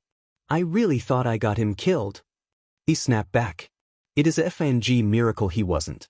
I don't know how, but it somehow got worse once he got away from Shigaraki. He knows about All Might. Hizashi changed the subject. Which was likely a good thing. because even thinking about the level of pain his student had withstood to protect Shoyuta was making him angry. I don't think he knew before. There's a reason he threw himself at Shigaraki again. Shoyuta let out a sigh. Maybe not. It seems to be in his nature. Hizashi reached out and set a hand on his. Green Bean is a good kid, Shoyuta. You should be proud of him. XXXX. Shudo spent most of his time in class now thinking about how close he had been to dying. They had taken off a few days of school and then Present Mike had subbed in for Aizawa for a few more. Almost everyone was in class, except for Midoriya. They had all been informed that Midoriya was okay and expected to make a full recovery, but it didn't make the empty seat in class any less glaring. Uraraka had even gotten signatures on a card and a green stuffed teddy bear for Midoriya, patiently awaiting his return to give it to him. Every time Shudo looked at the empty seat, he couldn't help but think of himself, rooted to the spot in fear, the Nomu's fist in front of his face. Unable to act. If Midoriya hadn't pushed himself, hadn't ripped apart his own body to protect him, things would be very different. He didn't know what he was going to say to the green-haired boy. Shudo wasn't the best at social interactions with people his own age to begin with, and it was going to be even worse with someone who had done so much for him so unthinkingly. He couldn't recall a time in his life when anyone protected him like that, let alone someone he barely knew. It had been almost a week, and he still didn't know what he was going to say to him when he came back. He had tried to write it down at one point, but nothing felt right and he crumpled every draft and threw it out. The door slid open, drawing everyone's attention. Every day, he knew most of the class hoped it was going to be Midoriya, but it was just Present Mike coming in to start class. But this day, a mummified figure stepped in. His arm was in a cast, bandages up and down his body. There were some on his face. He wasn't totally wrapped up, but it was still hard to see his eyes through it. Aizawa-sensei. A chorus of voices cried. Should you even be here? Ashido wanted to know, lurching up from her chair. They were staring in disbelief as their teacher shuffled in slowly, still clearly injured. Maybe everyone at UA was crazy, Shudo thought. Aizawa shuffled up to the podium and Shudo didn't miss the way his eyes caught on Midoriya's empty seat. Shudo didn't know the full list of Midoriya's injuries, but they had been pretty bad from what he saw, so he wasn't surprised that even Aizawa was back before him. Or, honestly, if the green-haired boy just needed some more time at home before returning to school. Shudo wouldn't be surprised if the green-haired boy was traumatized. Of all of them, he had the most reason to be. I am fine. We will continue class as usual. Aizawa said flatly. Shudo didn't know how that was going to be possible. Before we begin, I will say a few words on the USJ incident. The door opened again. Everyone turned to look simultaneously, as a curly tuft of green hair was instantly visible. Midoriya taking a hesitant step into the room and looking around curiously. His left arm was in a sling, he was moving a little gingerly, and there was a bandage stuck on his forehead. There was a red seam that was going through his eyebrow, disrupting the natural hair growth, but it was relatively small. Good, Shudo thought. He knew what it was like to walk around with a horrific scar on his face, and he had been concerned when he first saw Midoriya at USJ. Ahai! He squeaked out, giving them all a small smile. Midoriya! Too many voices to count cried at once, and people sprang from their seats. Kirishima was there first, leaping over desks to grab the smaller boy and wrap him in what must have been a bone-crushing hug. People took that as their cue to swarm the smaller boy, embracing him and patting him on the back carefully. Shudo could see Midoriya hugging the redhead back with one arm tightly. Despite the major disruption, Aizawa allowed it to continue, his bandaged face impossible to read. After a few minutes, their teacher rapped his knuckles against the podium, calling them all to attention. That's enough. Stop swarming Midoriya. Students separated from him, smiling and retaking their seats. Except Uraraka, who darted to hers and then back. Wait! She was holding the card and the bear. We got something for you. She pressed it into a stunned Midoriya's arms. He looked up from her, to the gift and then back again. We all wanted you to get better, Deku. Shudo resisted the urge to squint as he tried to get a good look at the green-haired boy's bowed head. Were those tears? Oh, Deku, don't cry. she insisted, ruffling his curly hair. Midoriya wiped his eye with one hand as he lifted his teary face. It's so sweet of you guys. He sniffled. That you went to this kind of effort for me. Shudo could not believe what he was seeing. The teen who he had watched face down the Nomu with no hesitation, attack Shigaraki to defend all might, take hit after hit after hit with his own jagged bones sticking out of his arm, never any sign of anything but pure determination. That was crying tears of happiness after being handed a stuffed bear. He looked so innocent, button nose twitching, his little freckled face shining with tears under his mop of curly hair. A significant change from the exhausted, bloody figure that breathed fire like an ash-covered demon he had seen at USJ. He remembered the smell of burning flesh vividly. Eventually Midoriya took his seat, hugging the stuffed bear to his chest. People were still reaching out to touch his shoulder and ruffle his hair. They had all seen the broken figure carried out on a stretcher, laying there like a marionette with its strings cut. Midoriya! Aizawa's voice cut through the room and Midoriya's head snapped up. Welcome back. Since you're all here, I have notes on several performances at USJ. What? Shudo's voice burst forth before he could stop it. Several heads whipped around and he heard someone giggle. Aizawa ignored it. Bakugo that don't bite teachers. Aizawa ordered. Also if your quirk dehydrates you, bring a water bottle. I didn't even know we were going to dash comma. Aizawa interrupted the explosive boy, wheeling around to look at Shudo. He almost jerked in his chair, the sudden criticisms unexpected. Todoroki that you're weak in close combat situations and it almost ended poorly. Figure out a solution, quirk or otherwise. Shudo just nodded back firmly, still shocked that they were receiving notes on a traumatic incident. Aizawa pivoted to Midoriya, pointing a hand at him. The green-haired boy blinked innocently back. Midoriya to just do less. Do less? He asked quizzically. When your bone is sticking out of your arm, you can stop. Midoriya winced in his chair. I had a concussion. He protested. I didn't know my arm was broken. No one told me. Shudo blinked. We thought you knew. He was speaking before he could stop himself, and everyone whipped around to look at him. Yeah, Midoriya, you looked like a straight horror show. Kirishima said cheerfully. Not the words Shudo would have used, but he agreed. When they had first seen Midoriya, he was covered in ash and blood, hunched over in pain. His arm had been hanging limply at his side, an odd, twisted angle that had evoked such a feeling of wrong in Shudo's gut that it made him nauseous when he'd seen it. Layers of skin had been stripped off of Midoriya's forehead so that his face was caked in blood. Blood that had been steadily dripping down his face, even as he spoke, seemingly unaware of what was happening. His green eyes glowed from the mess underneath, smoke curling from his lips. He remembered, too, the purple, broken fingers on his hand.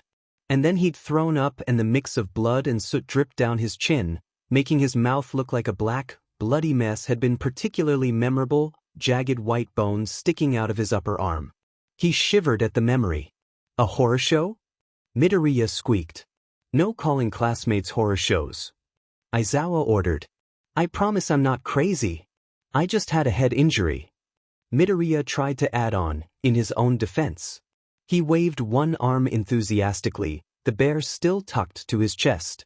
It had been gently placed in his lap. That is all for the USJ incident for now. We are moving on to other matters. Aizawa said, ignoring Midoriya's protests. Shudo ignored the uproar of excitement at the announcement of the sports festival in a few weeks' time. He watched Midoriya instead, who was still hugging the green teddy bear to his chest. At one point during class, he saw the green-haired boy look at it and start to get teary all over again, before he wiped them away and steeled himself. Maybe Midoriya was crazy, but he was also kind of cute, Shudo admitted. XXXX. Midoriya, Aizawa said, voice muffled by his bandages as they all started to file out of class. A word. Izuku had been expecting Aizawa to pull him to the side again. He waved his friends off as they tried to protest, but he insisted he was fine and skipped back to where Aizawa was standing. Yes, Aizawa-sensei? Izuku asked. He had tucked his teddy bear into his bag, so that the head was just sticking out of the top. Ashido had cooed at it on her way out. I wanted to thank you, Aizawa said, voice firm. Izuku opened his mouth to insist that wasn't necessary, but his teacher wasn't going to let that happen. Midoriya, you saved several lives at USJ, including my own. Thank you for that. Izuku rubbed his neck. I was just doing what anyone would, sensei. Izuku insisted. No, you weren't. Aizawa said with no hesitation.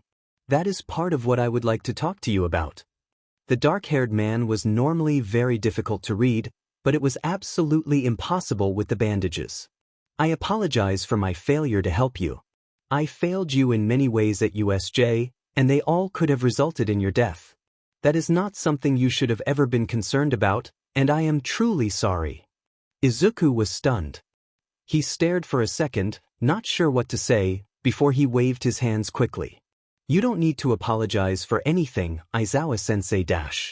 Midoriya. His teacher cut him off. You could have died.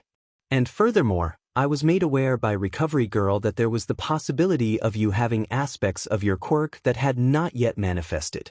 I believe you have been informed of your internal and external mutations that come from this. Izuku almost choked on his spit.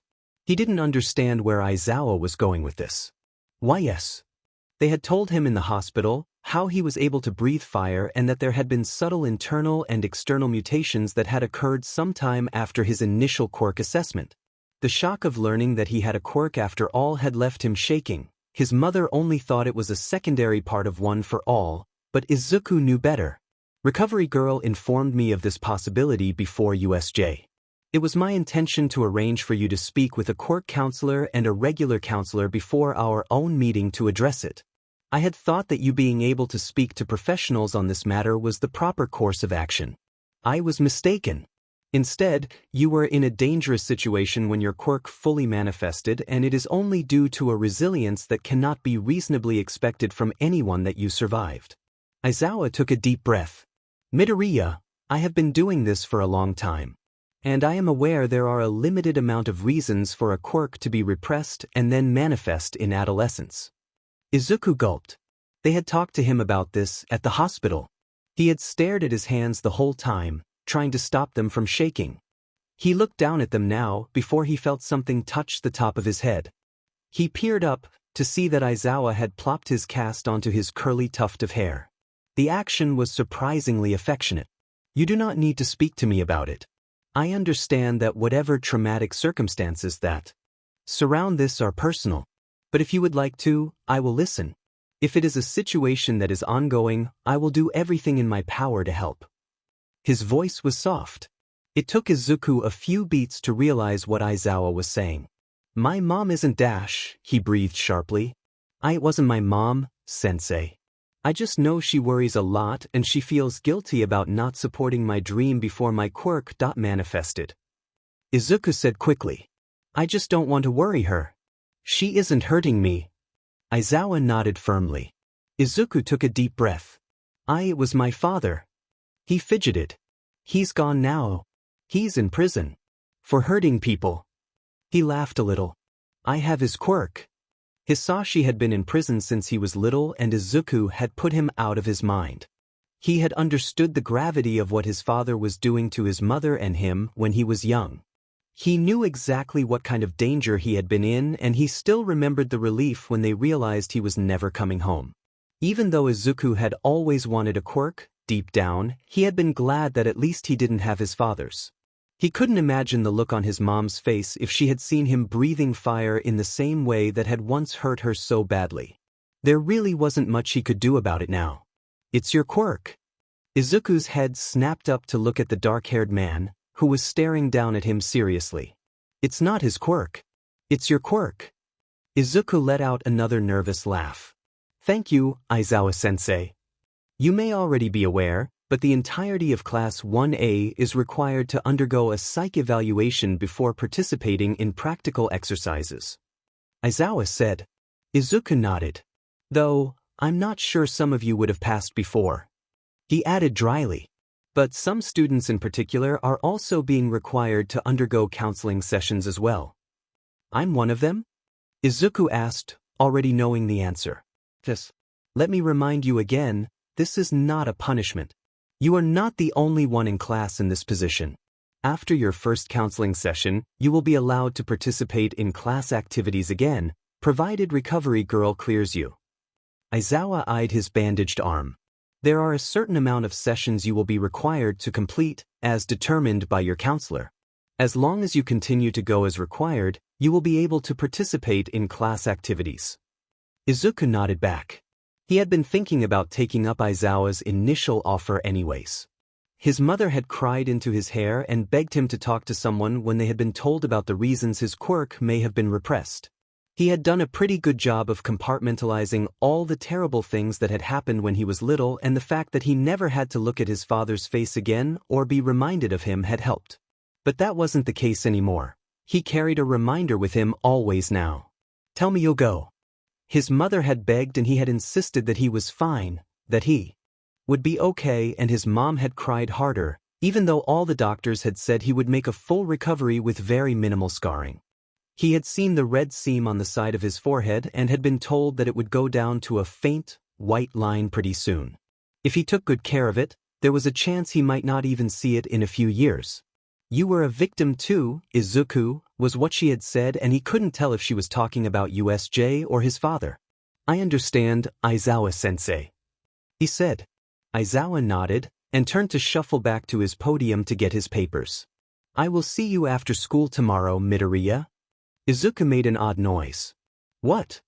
Our meeting, to work on your quirk. His teacher said like it was obvious. Izuku fidgeted but asked what he was thinking anyways. Is your quirk okay? Even with your injuries? Yes, Midoriya. Thanks to you. He waved a hand at Midoriya. Go to eat lunch or hang out with your friends. Whatever you children do. Oh, okay, Aizawa-sensei. He brightened and waved as he rushed out the door. Thank you. Izuku closed the classroom door behind him, already thinking about what kind of training they were going to do. Maybe they were going to test the limits of his quirk? After all, Izuku only had a little bit of an idea of what it could do, and it stood to reason that his quirk would be somewhat altered than that of his father. And besides, while he had seen it in action before, who knew the full scope of what his father had been capable of? He remembered a lot, but he had been too young to know everything. He had written something down about it at one point, but he had ripped the pages out and destroyed them when he realized his father was gone forever. Which, at the time, had seemed like a good idea, but now he was wishing he had kept them. Are you muttering? Izuku whipped around, letting out a small shriek. He ignored the pain that lanced through his body when he saw Todoroki, standing by the wall, arms crossed. The split-haired boy was staring at him, one eyebrow raised in disbelief. Todoroki! He gasped. Sorry. Todoroki shrugged. You don't need to apologize. The taller boy took a step forward. Can I help you? Izuku squawked out nervously. Todoroki was still so cool to him, even more so after seeing him fight off the Noma with him at USJ. Though, Izuku had remembered that he puked and he cringed a little at the memory and hoped that the other boy didn't think he was a complete loser. I wanted to talk to you. We can walk to lunch. Todoroki said, gesturing with his hand. Right. Izuku took a timid step forward as they started to walk. Todoroki pressed his mouth into a line first, and Izuku was trying to run through all the events of USJ in his head and figure out what the other boy wanted to talk to him about. It hit him, suddenly. Wait, Todoroki-kun, I'm so sorry. What? Izuku launched directly into his explanation. He wanted to get his whole apology out there before anything could be misinterpreted, because he really hadn't meant to hurt the other boy's feelings. When I said the thing about using fire at USJ, and I'm really sorry, Todoroki-kun. It wasn't meant to be a dig at you or your abilities or anything. I mean, I don't really know you or your reasons, and you could have had really good ones, and I wasn't trying to attack you for it.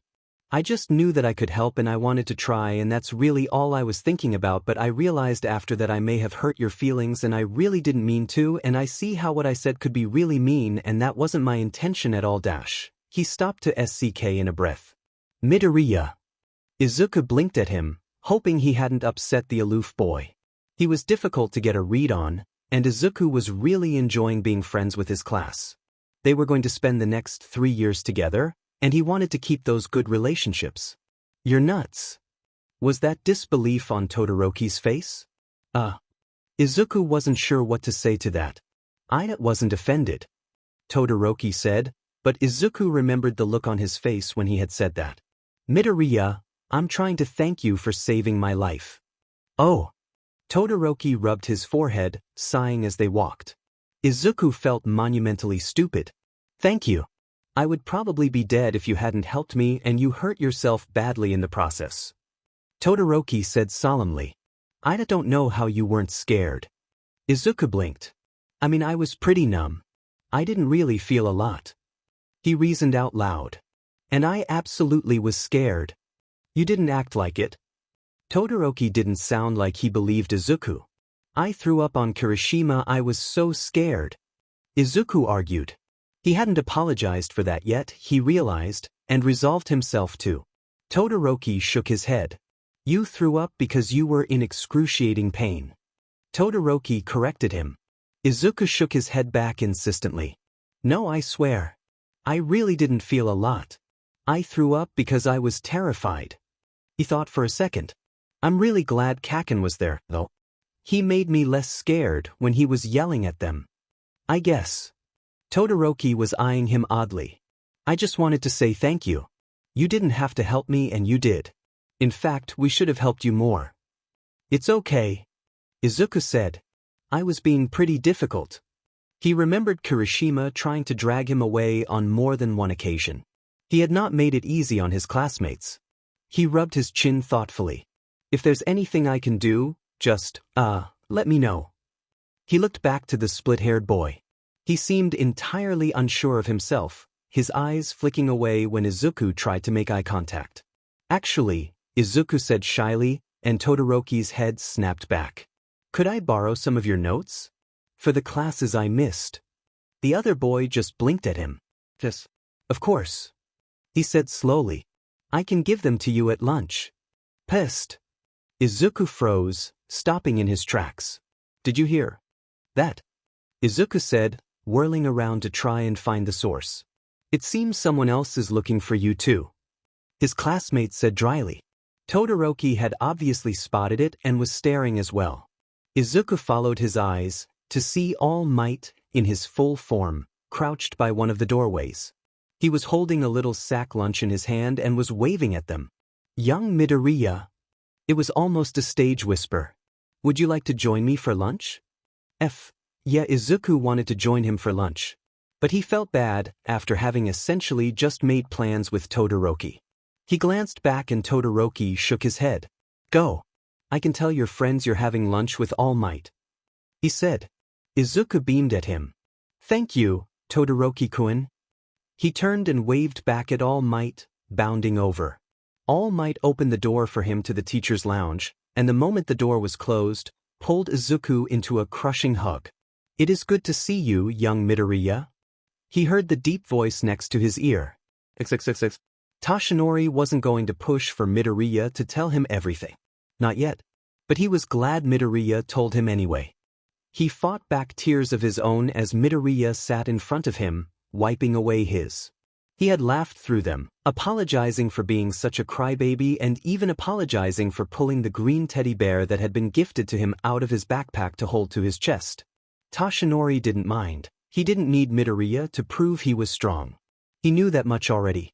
He could have all the comfort he wanted, especially as he was spilling secrets about a dark family past that Toshinori could have never imagined. Midoriya was always so sunny. So cheerful. So helpful and determined. It was horrible to imagine the truth of what this small boy in front of him had already lived through. And that if Toshinori thought he was small now, how small he must have been back then. Sorry that I've cried a lot today.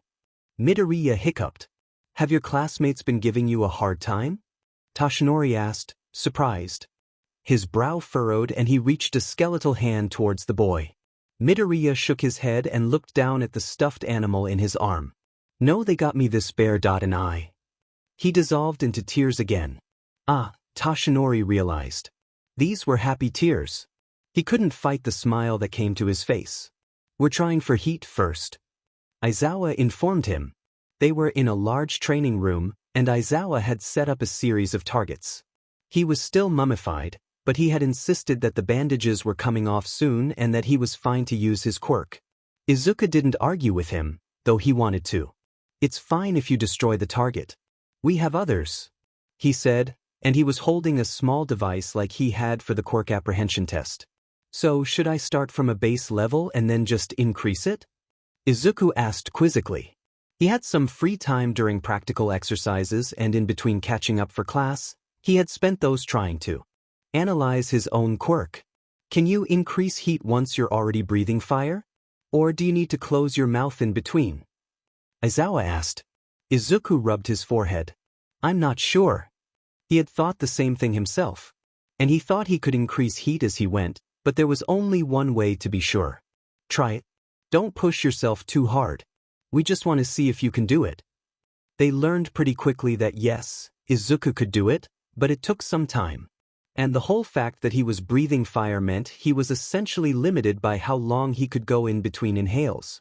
Aizawa had instructed him to work on cardiovascular endurance when he was healed. He'd recommended running or swimming or just practicing holding his breath.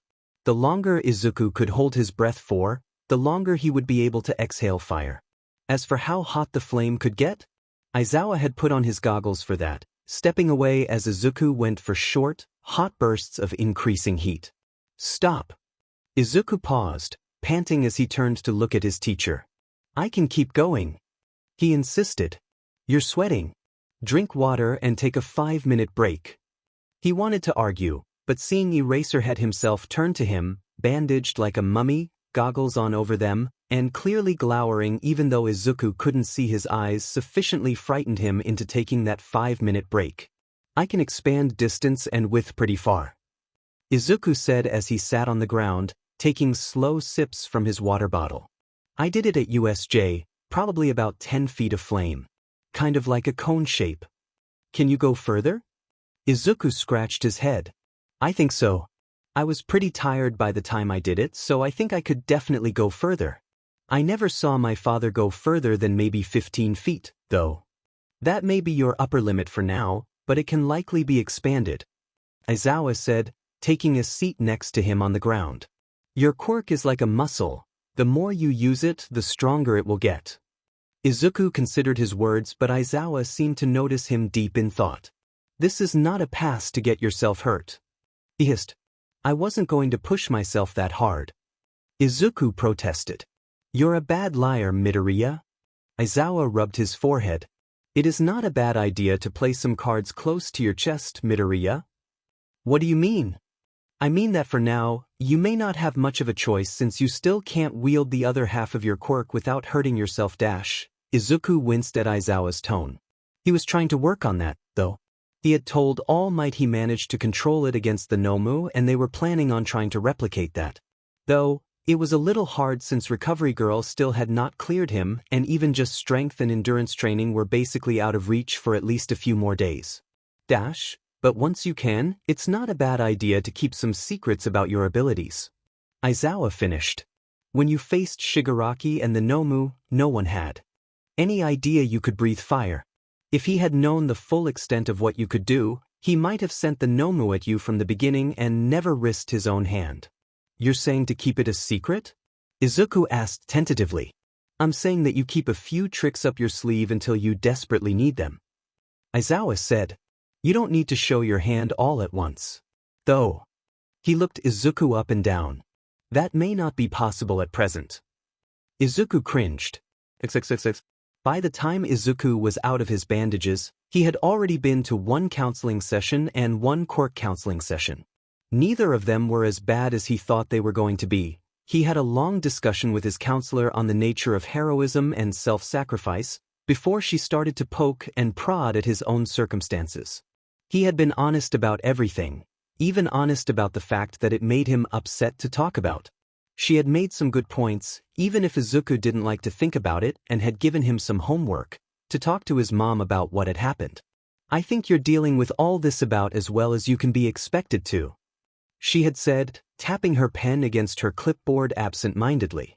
"I think you would benefit from more counseling sessions, and I think there's a lot to get into, But if you don't want to continue long-term, I'm not going to require you to, as long as I don't think you pose a threat to yourself or others. She had informed him.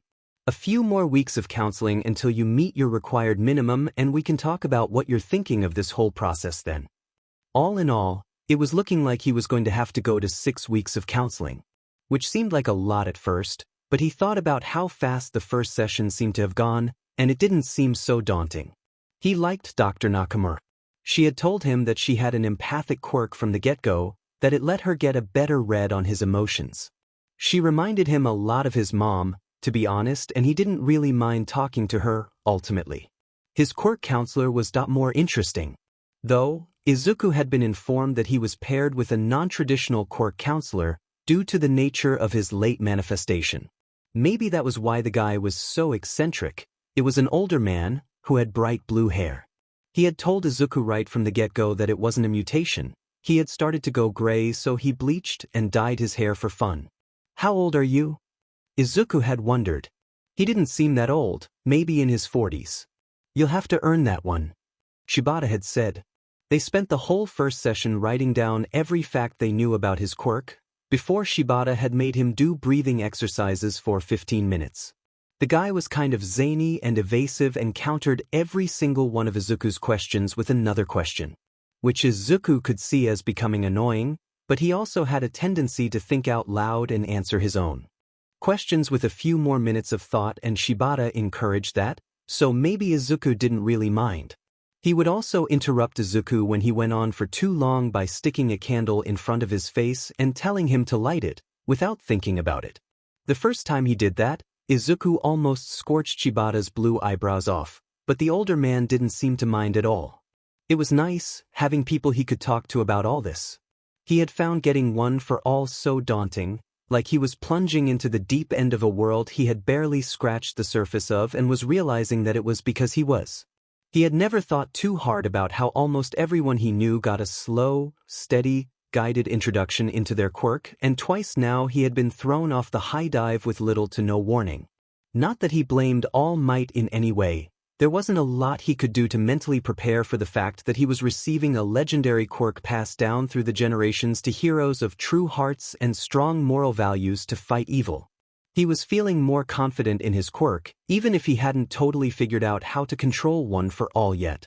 Him and All Might had the egg in the microwave discussion, but he still wasn't able to execute it consistently. He would have to think more on that, or maybe try and read about people who had strengthening quirks. It was a process, but Izuku didn't feel like he was just treading water anymore. He told his friends as much at lunch, and Uraraka had beamed at him. "I'm glad to hear that, Deku," she said. "Does that mean you can pop this popcorn for me?" Kirishima asked, holding up a bag. Ida smacked it out of Kirishima's hand, and Izuku stifled a laugh. The redhead was sitting with them today, trying to get Uraraka to give him her notes. She was refusing, insisting he had been in class and had no excuse. "Kirishima-kun, you should be ashamed, asking Midoriya-kun to utilize his quirk for such selfish reasons." "I'm just asking." Izuku didn't think he could, actually. He was certain he would set the bag on fire at this point. Maybe that could be a good exercise in control, though. After all, being able to control the heat and flow of the flame long enough to be able to pop a bag of popcorn without setting it on fire would show a lot of skill on his part. He filed that away for later. Maybe that was something he could work on at home, or him and Aizawa could try something similar. "Deku, you're muttering again." Uraraka knocked her shoulder against his. He jerked up. "Oh, sorry. I was thinking about it." He rubbed the back of his neck sheepishly. "Whenever I go off on a tangent, my quirk counselor makes me try and light a candle." The redhead across from him grinned back. "How's that working out?" Izuku shivered. Dangerously." Kirishima just laughed. "It's alright, bro. You'll get the hang of it." "So, what do you think of the sports festival, Deku?" Uraraka chirped. Izuku opened his mouth, and he was certain that his face must have lit up because Kirishima lurched across the table and covered his mouth. "I don't think you're ready for the answer to that question, Uraraka." Kirishima said. Izuku tried to make noises through the palm over his mouth. "You can let him go." Uraraka said. I don't mind. The hand was removed from his mouth and Izuku immediately launched into his tangent. The sports festival is the most exciting event shown every year and I've been watching it since I was Dash. Hey, is that Sue? He turned his head, having spotted the friendly green-haired girl out of the corner of his eye. She was sitting at a table alone, her notebook out, eating slowly. Yeah. He heard Kirishima say nervously, and Izuku looked back to his friends. Is everything okay? He asked. Uraraka fidgeted next to him. What? She's been pretty upset since USJ. Uraraka admitted. She's been sitting alone a lot.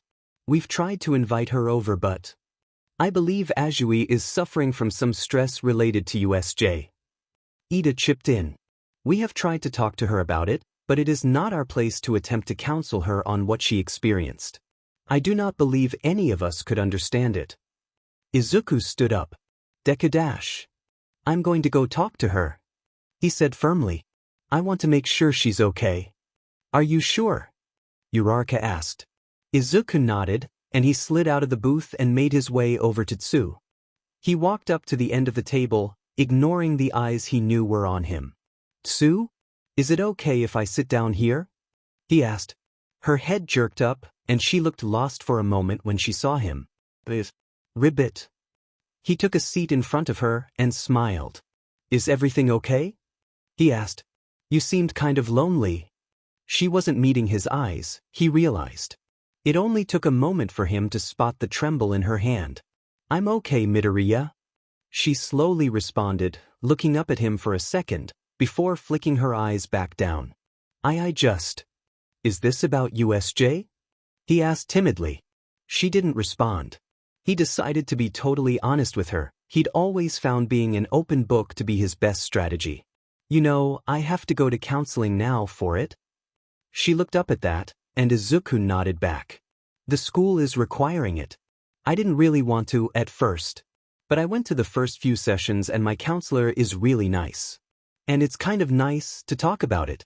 I think it's helping me. Sometimes she has words to help me describe the way I feel that I couldn't really find on my own.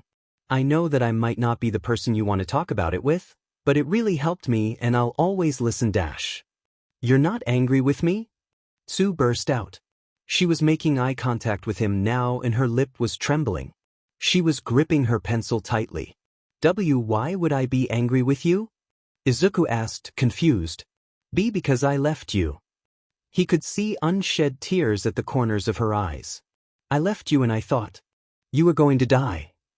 Izuku ran through all the events of USJ, trying to figure out why she would think he was angry with her. You didn't leave me. You saved Aizawa-sensei. Izuku said. And I left you behind Midoriya. She rubbed her eyes furiously and Izuku could see how hard she was trying not to cry. Sue, Aizawa couldn't move at all. And you couldn't know that Shigaraki would come for me next. Izuku insisted. Plus, I could still defend myself. Aizawa couldn't. I had opportunities to run away too, and I didn't take them.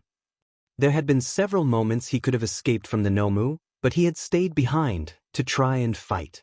For what it's worth, I think you made the right decision. I don't think anyone could have made a better one, with the pressure we were under. I froze. She said, a tear rolling down her cheek. And you didn't. I totally froze. He argued. When Shigaraki reached for you the first time, I could have helped and I freaked out. And when he reached for me too. She made a quiet noise, rubbing her face again. I just thought I don't know if I did the right thing. I think you did, Sue. Izuku insisted. I do. He reached out and touched her hand. It's okay to cry, you know. I cry like every day. Yesterday, I cried because I saw a really cute dog. He insisted. Kirishima hit his head during practice today and I cried because it looked like it hurt. 2 days ago, Uraraka called me cute and pulled on my hair and I cried. Sue laughed, wiping away tears on her face. Izuku didn't even want to get into how many times he had cried over the bear he had been given. It was an embarrassing amount of times. How do you not dehydrate? It's really hard, I'm not gonna lie. He said. She laughed again. Do you want to come sit with us? Not today, Midoriya. She said. but she seemed happier than before. I'm going to catch up on some work for now. But maybe tomorrow. Okay, Izuku said with a nod and smiled at her. You're always welcome. He went back to his seat, hoping something he said had helped. The next day, she sat with them at lunch. Getting in shape to use his quirk better was harder than he thought. Not only had Aizawa taken to making him do suicide runs before their meeting every day, but he was forcing him to work on flexibility, which Izuku was admittedly pretty bad at. He hadn't been, before he started training with All Might. But while he'd been building muscle and dragging refrigerators, he neglected to keep up with it, and now touching his toes left him disturbingly sore. Aizawa was appalled. Your specialty is hand-to-hand combat, he had said in disbelief. Izuku was currently in a downward dog position, trying to stretch out his hamstrings and cycling his feet. He was embarrassingly stiff. Flatten your back, Aizawa ordered. The blood was rushing to his head. Haven't had any real martial arts or combat training. He could practically see Aizawa pinching the bridge of his nose in his mind's eye. Lift your left leg up. And do what? Straighten it. Izuku attempted to follow his order and quickly crashed to the side, rolling onto his back. Ugh.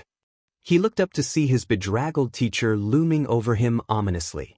That was horrific, Aizawa told him. Izuku panted, looking up. I'll do it, but I don't think I understand what the purpose of this is. Izuku trusted his teacher, and he would do whatever the man thought was best for training, but beyond just generally being healthy, Izuku didn't know what specifically flexibility went to. Aizawa sighed, his arms crossed over his chest. The bandages had been removed, though he still had a cast on his arm. Your fire breathing has given you a mid-range attack, but even if you increase the distance, I doubt you'll ever make it more than 20 feet.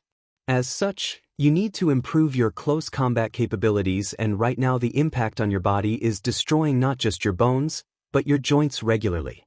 Izuku gingerly touched his own elbow. Hence, learning an actual fighting style and increasing your flexibility. That answers my question, Izuku said, sitting up slowly so the blood didn't rush to his head. Aizawa-sensei, I know you wanted to help me with my quirk, but why are you taking the time to teach me all this? You're my student, Aizawa said simply. When Izuku stared back blankly, he sighed. Midoriya, most of your classmates have some kind of martial arts training already. It's common for quirk counselors to recommend to give them some DSPLN and bodily control for their quirk. Oh. It is my responsibility to ensure that you operate at an appropriate level to no longer be injured during class exercises. I am simply bringing you up to the starting line. Izuku scratched his head. I really was a lot further behind than I thought, huh? He said with a sheepish smile. Aizawa nodded sharply. Now, get back into downward dog. And try not to fall over this time. Izuku groaned as he got back onto his hands and knees. Deku. The sports festival was here. Izuku had been so nervous last night that his mother made him take a melatonin just so he would go to sleep. He had been training to try and get a handle on his quirk. And while he felt like he had come far with the fire breathing in the short amount of time he had it, he still felt like he was making very little progress with One for All. Maybe it was something to do with the fact that fire breathing was ultimately the quirk he was born with, so it came a little more naturally to him. But One for All was still a struggle to get a handle on. Sure, he knew he needed to decrease power output, but he still couldn't pull it off, and his ability to do it was way too inconsistent to even practice it without breaking his bones. He felt like he had an idea of how to use it, just on the cusp, almost formed, but with catching up on classes and getting ready for the sports festival, he hadn't had the time to really grind through it. This is your opportunity to tell the world, I am here. All Might had said to him, but then he took Izuku by the shoulder and crouched down. He forced Izuku to make eye contact with him. Young Midoriya, I want you to show the world how strong you are. But remember that I know how strong you are already. You have nothing to prove to me. I will be proud of you no matter how you place. What if I don't make an impression? Izuku had asked nervously, trying not to fidget in front of his mentor. Even when he was in his smaller, almost emaciated form, Izuku still felt the presence of All Might. He had just laughed, a big booming sound. You will, young Midoriya. You couldn't stop yourself if you tried. It's in your nature. It was nice to know that All Might believed in him, and Izuku knew he wasn't trying to put pressure on him. But Izuku wanted so badly to do this for him. He wanted to make an impression. He wanted to tell the world he was there. For himself, and for the man who had changed his life so much. Deku. You deaf bisudi. Izuku's head whipped around. They were all in a waiting room, dressed in their gym uniforms. He had been chatting with Jiro, Momo, and Kaminari. The three of them seemed to have formed a pretty strong bond after USJ. But Kugo, what the hell is your problem now? Jiro asked as the blonde boy stormed up to the table they were sitting at. Hi, Kaken. Can I help you? Izuku asked, blinking back at his already fired-up classmate. His hands were clenched at his sides, face screwed up in a semblance of rage. Izuku was pretty sure it was his resting expression at this point. You dash. He shook his head like a dog, pointing a finger directly at Izuku. I'm gonna effing kick your butt today. Okay? Izuku wasn't sure how he should respond. Don't okay me you deaf dumb motherfucker. Bakugo snapped. You've been riding your success since effing dash. Izuku wasn't sure he would qualify getting the sheet beaten out of him as success, but he wasn't about to interrupt him now. Dash, getting a secondary quirk dash, he muttered furiously. Dash, but even with your fancy little fire sneezes, don't get so FING comfortable. I'm going to rip you apart. Bakugo was trying to challenge him, officially. Izuku had never realized that the former ones had stopped. Though, in a way Izuku figured this was kind of a compliment, coming from Bakugo. He wouldn't have even stopped to talk to Izuku if he didn't think he was some kind of threat. Otherwise, Izuku would have been delegated to the extras. Izuku beamed back and the blonde slammed his hand on the table, making everyone around them jump. What the F dash, Bakugo? Jiro shouted. Stop smiling at me like that. He raged. Let's both do our best, Kaken. I'm going to blast that stupid expression off your dumb effing face. He spat, turning on his heel. Izuku just waved back as he left, setting off small explosions in his hands and screaming in frustration to the ceiling. Midoriya. What was that? Momo asked, leaning in. Her brow was furrowed. Izuku turned back, still smiling. That was a compliment, I think. Who's that weird purple guy? Kaminari interrupted, as the two girls exchanged looks. Izuku twisted to see where his classmate was looking. It was another student, one that Izuku didn't recognize except maybe in passing. He was probably in Class 1B or one of the other courses. After all, they had been told general studies courses and support courses were also participating for the chance to potentially transfer into the hero courses. The student in question had almost lavender-colored hair, a style similar to Izuku's own but pushed back from his face in a wild fashion. His eyes were a similar color as well, though the most distinctive feature was the dark circles under them. He reminded Izuku of Aizawa when he was using his quirk. He was staring at the exchange that had just happened in shock, clearly not familiar with the personalities of Class 1A. He must be in general studies. Momo said, We should invite him to sit with us. Izuku decided out loud. Midoriya, I don't know if that's Dash. Izuku waved at him. It took a second for the student to zone in, but then he turned, as if to look around and make sure it wasn't him Izuku was waving to. You should come sit with us. He called out, and for a brief moment, it looked like the student had been slapped. Before his jaw tensed and he turned, walking away. Midoriya, I think you're too nice. Jiro said, as Izuku turned back around, a little disappointed. I just like to get along with people. Even if he isn't in our class specifically, he's still our classmate. He set his jaw in his hand. Besides, we can't let Kaken scare everyone off. I disagree. I think that's his best use, to be honest. Kaminari said, holding up a hand. Unwanted visitor? Boom. Throw Bakugo at them. Jiro snorted, covering her nose. If you told me that warp villains still had nightmares about some crazy exploding motherfucker gunning for him, I would believe you. She added, laughing out loud. I don't know how you still call him Kaken, Midoriya. There is nothing cute about him. Izuku just shrugged. I don't know, I've just always called him that. There was the sound of someone clearing their throat behind him, and Izuku turned in his seat again, to see Todoroki standing behind him. It's your other boyfriend. Jiro supplied helpfully. That's not nice, Jiro-chan. Izuku said absently, blinking at the split-haired teen.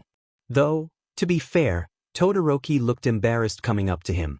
Is something wrong, Todoroki-kun? I had meant to speak to you before, but I suppose Bakugo beat me to the punch.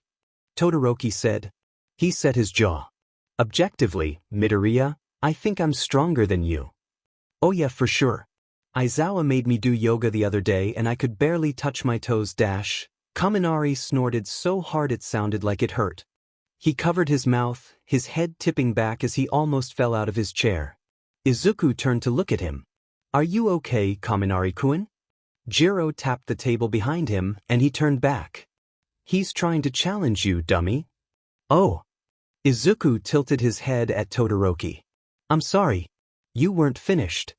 Izuku said, clasping his hands in front of his mouth and gesturing for the split-haired boy to continue. Todoroki sighed heavily. We're going to be opponents today, and while I am grateful for what you did at USJ, I intend to beat you. He said, though he seemed to be crumbling under the green-haired boy's innocent gaze. Aren't we all opponents? Izuku asked cluelessly. Yeah, but he's saying he actually thinks you're a threat. Jiro filled in, crossing her arms and tilting her head at Todoroki. Right. Oh, so like Kaken. It's kind of a compliment. Izuku said. There was a pause. I thought this would go easier than this. Todoroki muttered. I just never mind. He turned as if to walk away, but apparently was not going to be let off that easy. What the F? Do you think you're doing UFING Canadian flag? Kaminari howled with laughter and fell out of his chair as Bakugo stormed back over. He's my effing rival and he's not even the one you should be worried about, abominable snowman. It was kind of sweet? Izuku couldn't decide. He scooted his chair back as Bakugo literally shoved Todoroki. I'm gonna go he whispered, slipping away and waving at his friends. Get back here, Deku. XXXX. They were getting ready to head into the stadium, lined up against the wall. They could hear Present Mike hyping up the stadium over the speaker, as well as informing them that Aizawa would be providing his commentary as well. Honestly, Izuku loved his teacher, but he couldn't think of anything funnier than Present Mike emceeing with Aizawa at his side. I still can't believe Bakugo's the one giving the speech, ribbit. Tsu said, leaning against the wall. He's going to say something stupid. I guess words aren't really his strong suit. Izuku admitted, looking up and down the hall. Where's Mineta? He wondered out loud. You didn't hear? Tsu asked, tone changing suddenly. Izuku shook his head, leaning back into position. What? Is he okay? Did something happen? Tsu put her hand on his shoulder, giving him a serious look. He transferred out of the hero course, Midoriya. That shocked him. He knew Mineta had been quiet lately, ever since USJ. He had been told later that Mineta, despite not being injured, had only come back to school a few days before Izuku had. He figured that it had been the stress of the incident hitting him hard, but hadn't realized how bad it was. He held a hand to his mouth in shock. Oh my God, he said. He shook his head abruptly. I should have tried to talk to him. I didn't realize he was so upset. He turned in horror to Tsu. She just shrugged. I wouldn't worry about it too much, she said. He didn't have the best motivations for becoming a hero. And he was second to last in the quirk apprehension test, only above you. And he was using his quirk the whole time. But if he transferred out because of stress, that's not fair. Izuku started saying, thinking about what he could do to help the little purple-haired boy. He didn't love Mineta, but he somehow felt personally responsible for what happened to Mineta at USJ. His counselor would probably tell him that was unreasonable. Midoriya, I spoke to him. Tsu said. She shrugged again. He just said that it wasn't worth it. That he didn't want to be a hero enough to put his life on the line. I don't think it's a bad thing. It's probably good that he figured this out while he was still in school, instead of after graduation. She was making a good point. After all, saving lives and putting your life on the line to do so was something quintessentially heroic. It was the essence of the job, in Izuku's opinion. And if it truly wasn't what Mineta wanted, he would accept that. But he couldn't help but worry that it wasn't. Sue seemed to see the concern on his face and she patted his arm. "You can't worry about everyone, Ribbit." "Oh, I can and I will," Izuku promised, but Sue just laughed. They headed in eventually, to present Mick's booming voice and a screaming crowd. It was exciting, certainly. Izuku could see all the pro heroes, and his face must have shown how excited he was. Before long, his entire class was laughing at him good-naturedly. Kirishima asked him if he was going to pass out and Izuku swatted the hand away that went to poke him between the eyes, unable to hide the blush on his face. Everything about it was so exciting and unbelievable. It was just another reminder of how far Izuku had come and how hard he worked and how his dream was paying off. He truly did want to do well, not just for All Might, but for himself. "I'm coming in first." Bakugo stepped down from the podium, hands in his pockets, a disdainful look on his face. The stadium was dead silent. Present Mike started up his commentary at the same moment the audience reacted, so no one heard Kaminari laugh so loud he discharged an electric shock that hit Jiro besides Class 1A. She smacked his head and he fell to his knees, wiping tears from his eyes. "Bakugo is the funniest person I've ever met," Kaminari declared. "You couldn't make that up." A stadium full of professional heroes and he dash. Izuku suppressed his own giggle as Bakugo walked past them all, head held high.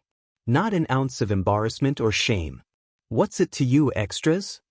Izuku ended up not using his quirk at all for the first challenge. Or well, maybe he did. After all, he had felt the heat coming up from the pile of landmines he launched himself off of and wasn't sure if it was his increased temperature resistance protecting him or not. Still, it was pretty satisfying hearing the scream of rage from Bakugo as he literally stepped on him, and the look of shock on his face right before it happened. As he had rocketed towards the finish line, he could hear his childhood friends spitting out dirt and curses. Though, after finding out about the 10 million point target on his back, he was kind of wishing he had come in second or third instead. Maybe he wouldn't have had the entirety of his class gunning for that stupid headband if he hadn't. No, he told himself. He really didn't mind having to work a little harder to stay in the game during the second round. He wouldn't trade that first-place victory in the race for anything. The cavalry battle was interesting as well. He had intended to use his fire quirk to ward off those who might get close enough, but he saw the hesitance in Tokoyami's face when he mentioned it during the planning PRD. He thought hard for a second about how Tokoyami had confessed to Dark Shadow not being as strong during the day. He ultimately decided to abstain. After all, the goal was to remain out of reach of any team anyways, with Uraraka's quirk and Hatsume's support gear. It would be worse to sacrifice their defense just to get in some cheap shots, he had decided, thinking that Dark Shadow must be vulnerable to the light from his fire. Besides, he thought back to what Aizawa had said. Sure, 1A knew about the fire quirk, but there was a third stage after this and there were going to be some people from 1B for certain, with the way the cavalry battle had been going. They came face to face with other teams only a few times. At one point, Minoma's team got close and desperate to not use his fire quirk, Izuku had swung out before they got away and cracked Minoma across the jaw. The boy had looked at him, stunned, as his team launched back into the air, just in time for Bakugo to bowl them over and rip all the headbands off Minoma's neck. Though, Izuku would admit that the grip Bakugo had on Minoma's neck and he ripped them off was perhaps not unnecessarily tight. He throttled the skinny blonde boy, screaming swears. They had decided to focus on defense, but a few times, Izuku was surprised to feel a headband drop over his neck. He twisted to look, and saw Hatsume, with a giant extendable claw hand, grinning back. She opened and closed it a few times, demonstrating the grip strength. She had been ripping them off other teams as they got closer. On a few, she latched the claw hands straight onto their heads and tore down the formation. Izuku just grinned back. There was a little bit of blood on the end. Hatsume, you might want to be more careful with that. I think you're scratching people, he said, frowning. Oops. Hatsume said, mockingly. He heard Tokoyami laugh. And then it all came to a head, with Todoroki snatching the 10 million points away with help from Ida's reciproburst. Izuku thought at that point that they might be able to snag a few more headbands and stay in the game without his former headband, and voiced it to his teammates. It might not be worth tangling with Todoroki's team again. What do you want, Deku? Uraraka's voice had been deadly serious. I want my FNG 10 million points back, he said, out loud, quickly covering his mouth when he realized he swore. Uraraka giggled. Then let's go get them, she said. They went after Todoroki's team, with everything they had, and he heard Momo shriek when they charged them. He couldn't figure out why until some smoke curled up into his eyes, and he realized his mouth was burning with unreleased fire. He looks like a demon, Kaminari shouted as they charged them. Todoroki was wearing several stacks of headbands around his neck, having accumulated 10 or so high-point headbands. But Izuku was certain that the one he wanted was on top.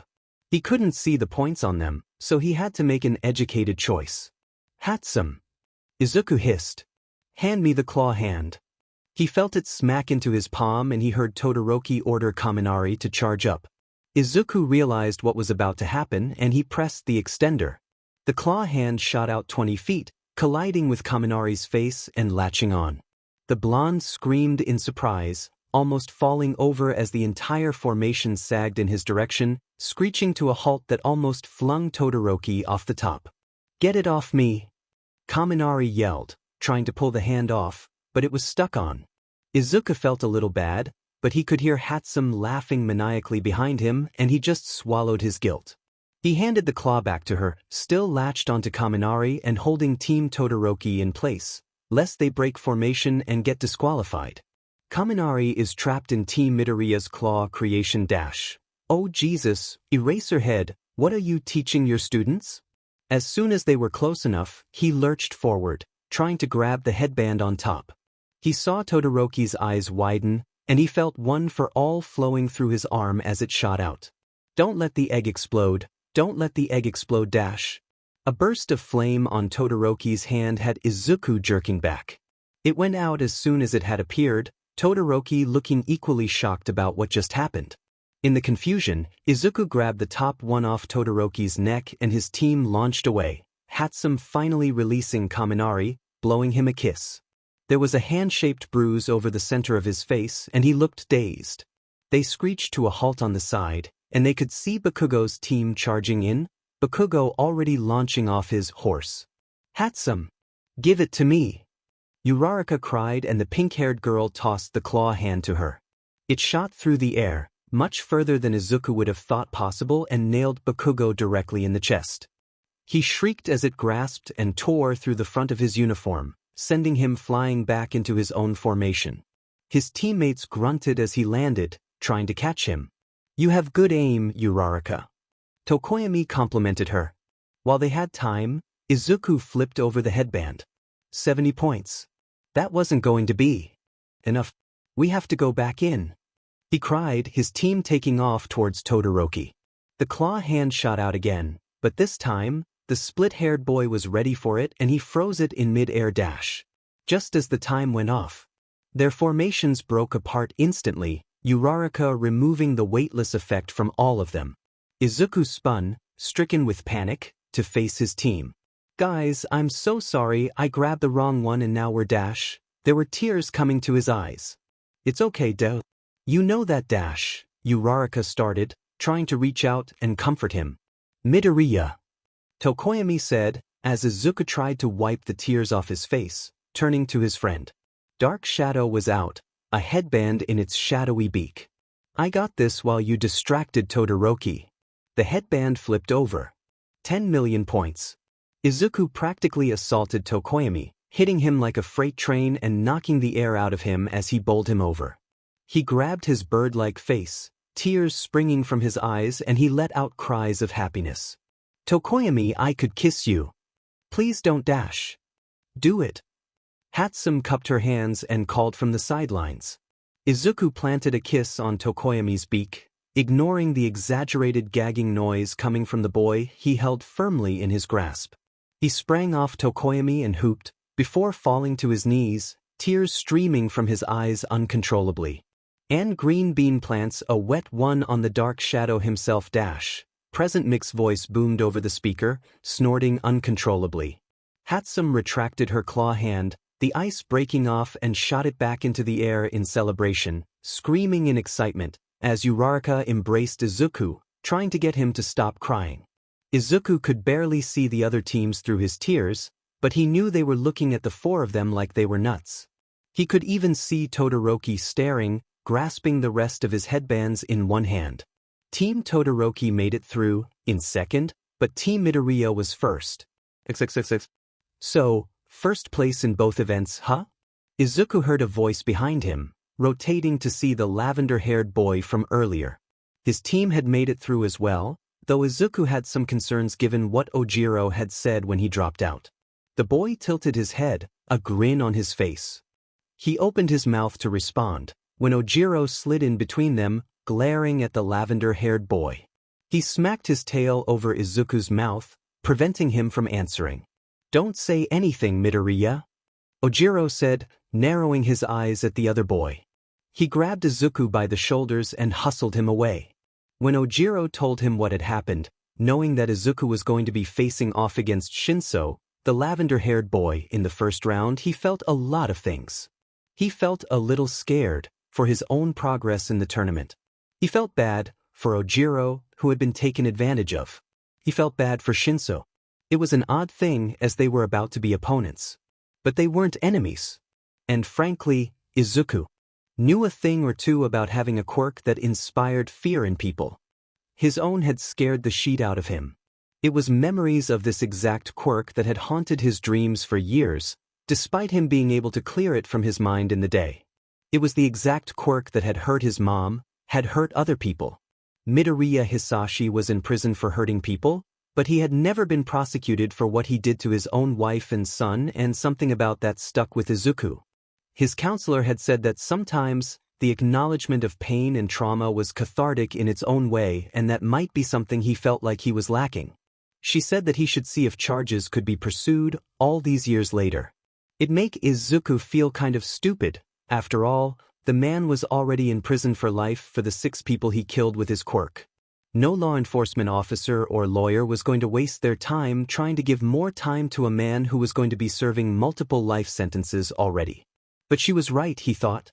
So maybe Izuku could sympathize with Shinso. He must want to be a hero too, he had thought. After all, no other general studies student had even made it past the first challenge. But Izuku still had to beat him. They were taking their noon lunch break, and just as Izuku was walking to get some food, he heard a voice behind him. "Midoriya." He turned to see Todoroki. He smiled at him. "Hey, Todoroki-kun." He could swear the scarred boy winced, but it was so fast he wasn't sure he saw it.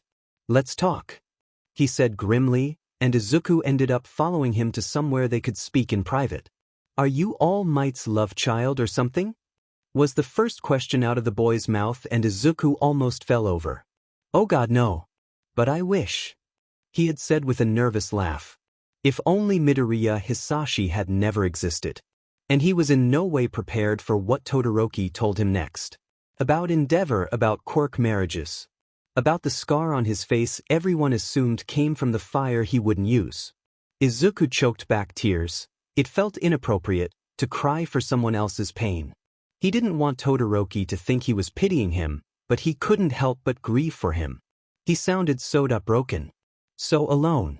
Izuku had spent so much time thinking that he was just cool and aloof, but he wasn't. He was lonely. And scared. At least Izuku was safe now, but that was something that it seemed like Todoroki had never known. "You made me break my pledge," Todoroki said. "Wait, Midoriya, stop crying." Izuku had his hand clamped over his mouth. "No, I'm fine. Continue." His voice was muffled as he blinked back tears. Todoroki sighed, holding a hand up to his face. "You're going to dehydrate," he said. "See, continue." Izuku choked. He couldn't tell him that Todoroki's own story was hitting close to home for him, that the pain and betrayal that came with abuse was still fresh on his mind, even fresher since USJ. "That's why I'm going to beat you, without using my father's quirk."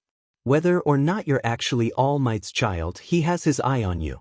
I'm going to achieve what my father couldn't without him.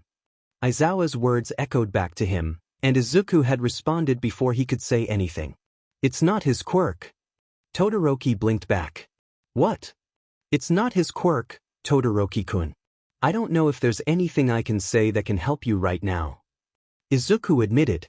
He was getting the distinct feeling that Todoroki was determined to go down a lonely path. That there was plenty of pain and unresolved trauma bubbling to the surface.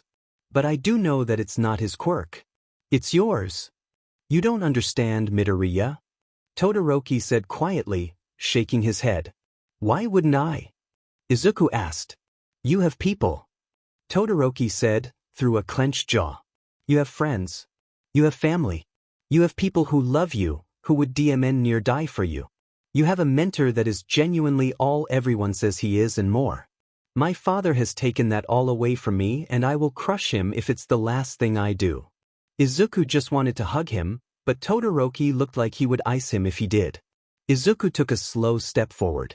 Todoroki-kun. He said softly. I think I understand more than you know. But a lot of people have supported me to be here.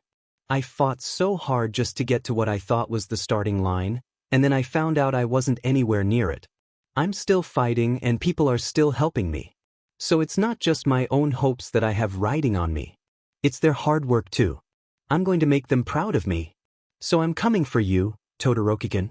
Get ready. He turned and walked away before he could say anything else. He was a little afraid that he would break and pull the taller boy into a tight hug, and that seemed like the last thing Todoroki wanted right then. Todoroki needed help, he knew that much. And Izuku wanted to help him. He couldn't keep his nose out of other people's business. He just wasn't sure how. XXXX. Is it bad to stick your nose in other people's business? Izuku asked All Might. They were meeting somewhere private, All Might having sought him out before his match. He had put a big hand on Izuku's shoulder, in his full form. I suppose it depends on what it is. All Might answered, seeming caught off guard by Izuku's question. Izuku clenched his fists at his side. Something bad. He doesn't have anyone to help him. I don't know if anyone will. All Might bent down, raising an eyebrow.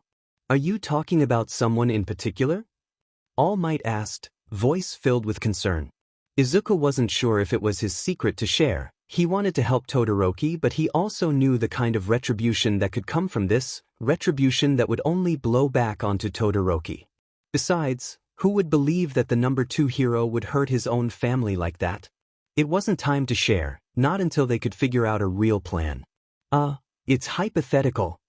Izuku knew without a doubt that All Might didn't believe him, but as bad as Izuku felt about not being able to share the full truth with him, he knew it was to protect his classmate. He would tell him when it was safe. Then I would say that kind of meddling is exactly what heroes do, young Midoriya. All Might tilted his head. Especially when no one else will. What if it were to affect my placement in the competition? Izuku said, wringing his hands. You wouldn't be disappointed? A giant hand encapsulated his shoulder, warm and comforting. Midoriya, I could never be disappointed if you were helping someone in need. You've already made me proud. Even though I've already cried on national television today? All Might laughed. Even though you've already cried on national television today. He ruffled Izuku's hair. Maybe stop being such a crybaby though. He teased. Are you scared? Izuku blew out a breath that knocked some hair from his face. Yeah. He admitted. There was no point in lying about it. He shook his head. Smile. Even when you're filled with anxiety and fear. All Might said. It helps to ease the pain. All Might straightened up, smiling down at him. I'll be watching, young Midoriya. XXXX. And then there was Shinso Hitoshi. Izuku broke. He was ashamed. He'd been warned.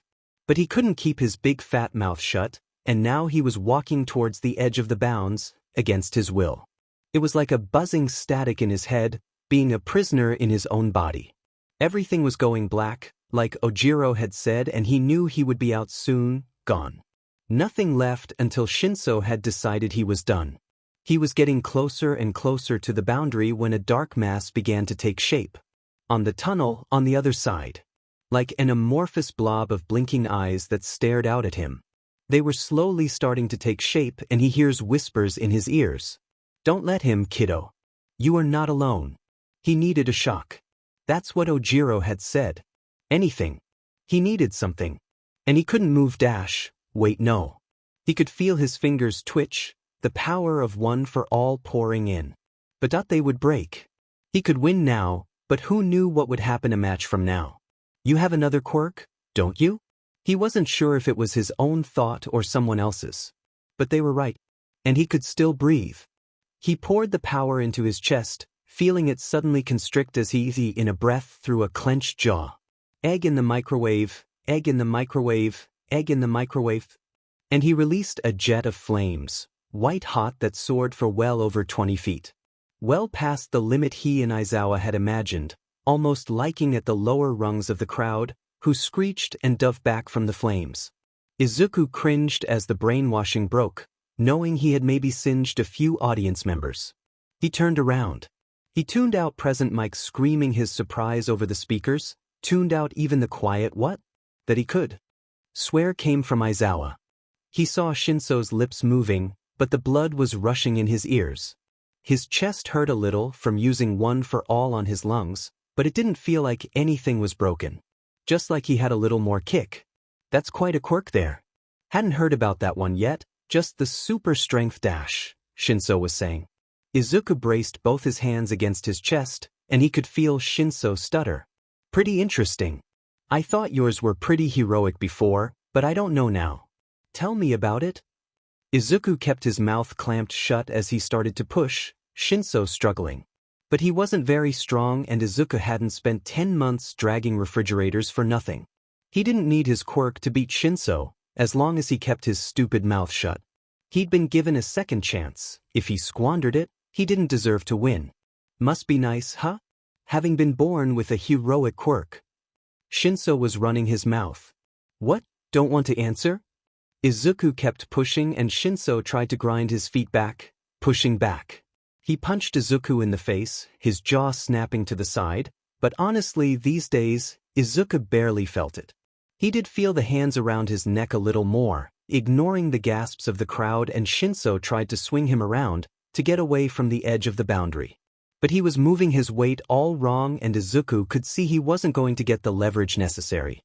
Izuku bent his knees, grabbed Shinso around the waist and lifted. What are you doing?"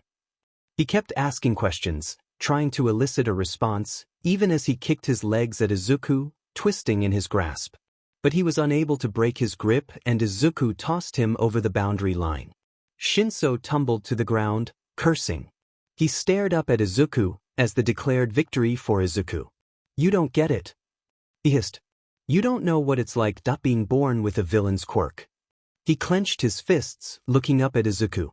"I have to fight so hard just to be here. I'm not even at the starting line." He shook his head, and Izuku felt like his heart broke. He crouched down. "Shinso," he said. "I know what it's like being born with a villain's quirk." His voice was quiet enough that there was no way any microphone was picking it up. He saw Shinso's eyes widened. Midoriya Hisashi hadn't been a villain, really. Just an angry man with a quirk. But close enough, in this day and age. "You're lying."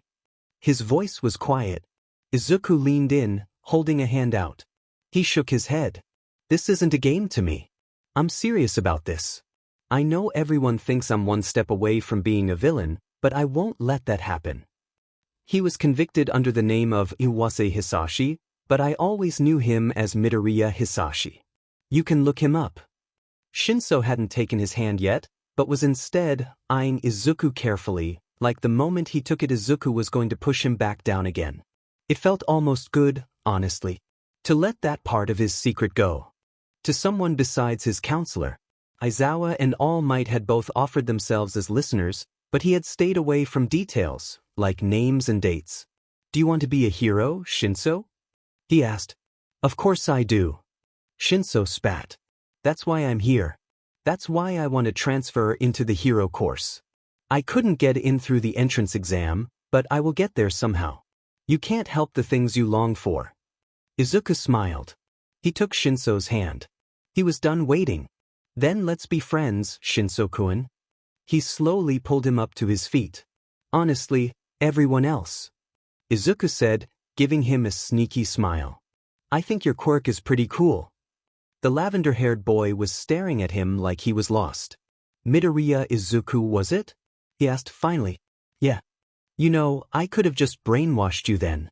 Shinso said, eyes unreadable. Izuku shrugged. I trust you. Izuku paused. You know that you are not alone. Not as much as you think you are. Shinso stared at him like he'd punched him in the face. He stilled before he finally spoke again. Don't lose too pitifully to the next guy, okay? XXXX. You have a fire quirk. Came the surprised voice as Izuku walked out through the tunnel on his side to cheers. It was Endeavor himself, standing there, waiting for him. His fiery facial hair gave off barely any heat, but was constantly moving, just like Izuku had seen on TV. He was a huge, intimidating figure. And yesterday, Izuku would have been excited to meet him. Now all he felt was disgust. He didn't want to look at him. He wanted to throw a punch, but everything about that was a bad idea. He knew some of it was his own, unresolved anger at his father bursting forth. The man he had never had an opportunity to face. He could see him in Endeavor instantly. The way he held himself. The way he smiled. The idea that he thought he could come here and intimidate Izuku at all. Maybe Izuku was projecting. Or maybe all abusive pieces of sheet were the same. Yes. Izuku realized that he had failed to answer Endeavor. I do. It's pretty interesting. Almost scorched a few audience members. Endeavor narrowed his eyes. You'll be seeing my son next. Izuku knew Todoroki's round hadn't happened yet, but he also knew it was a match between Todoroki and Zero. He knew who was going to win that one. Probably. Izuku said, his tone clipped. Can I help you with something, sir? You don't seem impressed that the number 2 hero is speaking to you. Endeavor noted. Though, I suppose you're All Might's boy, aren't you? Hard to be impressed with number 2 when your mentor is number 1. The words were spiteful, disdainful, and the tone was insulting. Izuku bit his tongue. No, sir. You just remind me of my own father, that's all. Izuku said, keeping his tone as neutral as he could. Flattery won't get you anywhere, kid. Endeavor said, his voice joking but his face vindictive. That wasn't my intention at all, sir. The green-haired boy said. Honestly. Shudo is just like me, you know. Endeavor said with a wicked grin. Try not to give him an embarrassing round. I disagree, sir. I don't think he's anything like you. There was more spite in his voice than he intended, but Izuku just turned to walk away before he said something that got Todoroki in trouble with his father. I didn't dismiss you, dash, came the angry hiss, the pro-hero reacting to the bite in Izuku's words. He could feel the heat flare behind him from his fire, and then a hand on his arm, yanking him around to look at Endeavor. His grip was so hard Izuku wondered if it was going to bruise as he was pulled to face an angry Endeavor, his fire flowing from his facial hair. He glowered down at Izuku, looming over him. Izuku ripped his arm away. Excuse me, sir, he said and walked away. XXXX. Izuku had barely used his quirk, he realized, sitting in the stands, watching Uraraka's round against Bakugo. It hurt to see her take so many hits, but he could also see the hard set to her jaw. Her narrowed eyes. Her determination. He didn't know if she was going to win this. Bakugo was a fiend in combat. But he wanted to hug her so tight and tell her how proud he was. It was a crazy, ballsy plan. He had started to notice the veritable meteor shower of debris hovering over Bakugo's head that the explosive teen had not yet and Izuku suspected few had. He smiled to himself. Even if she didn't win, she was going to give Bakugo a scare. But he had been thinking back on his own performance, and realized that he hadn't even used his quirk, except to break Shinso's brainwashing. It seemed crazy, honestly. Even in the first challenge, when he had taken out one of the robots without using his quirk at all.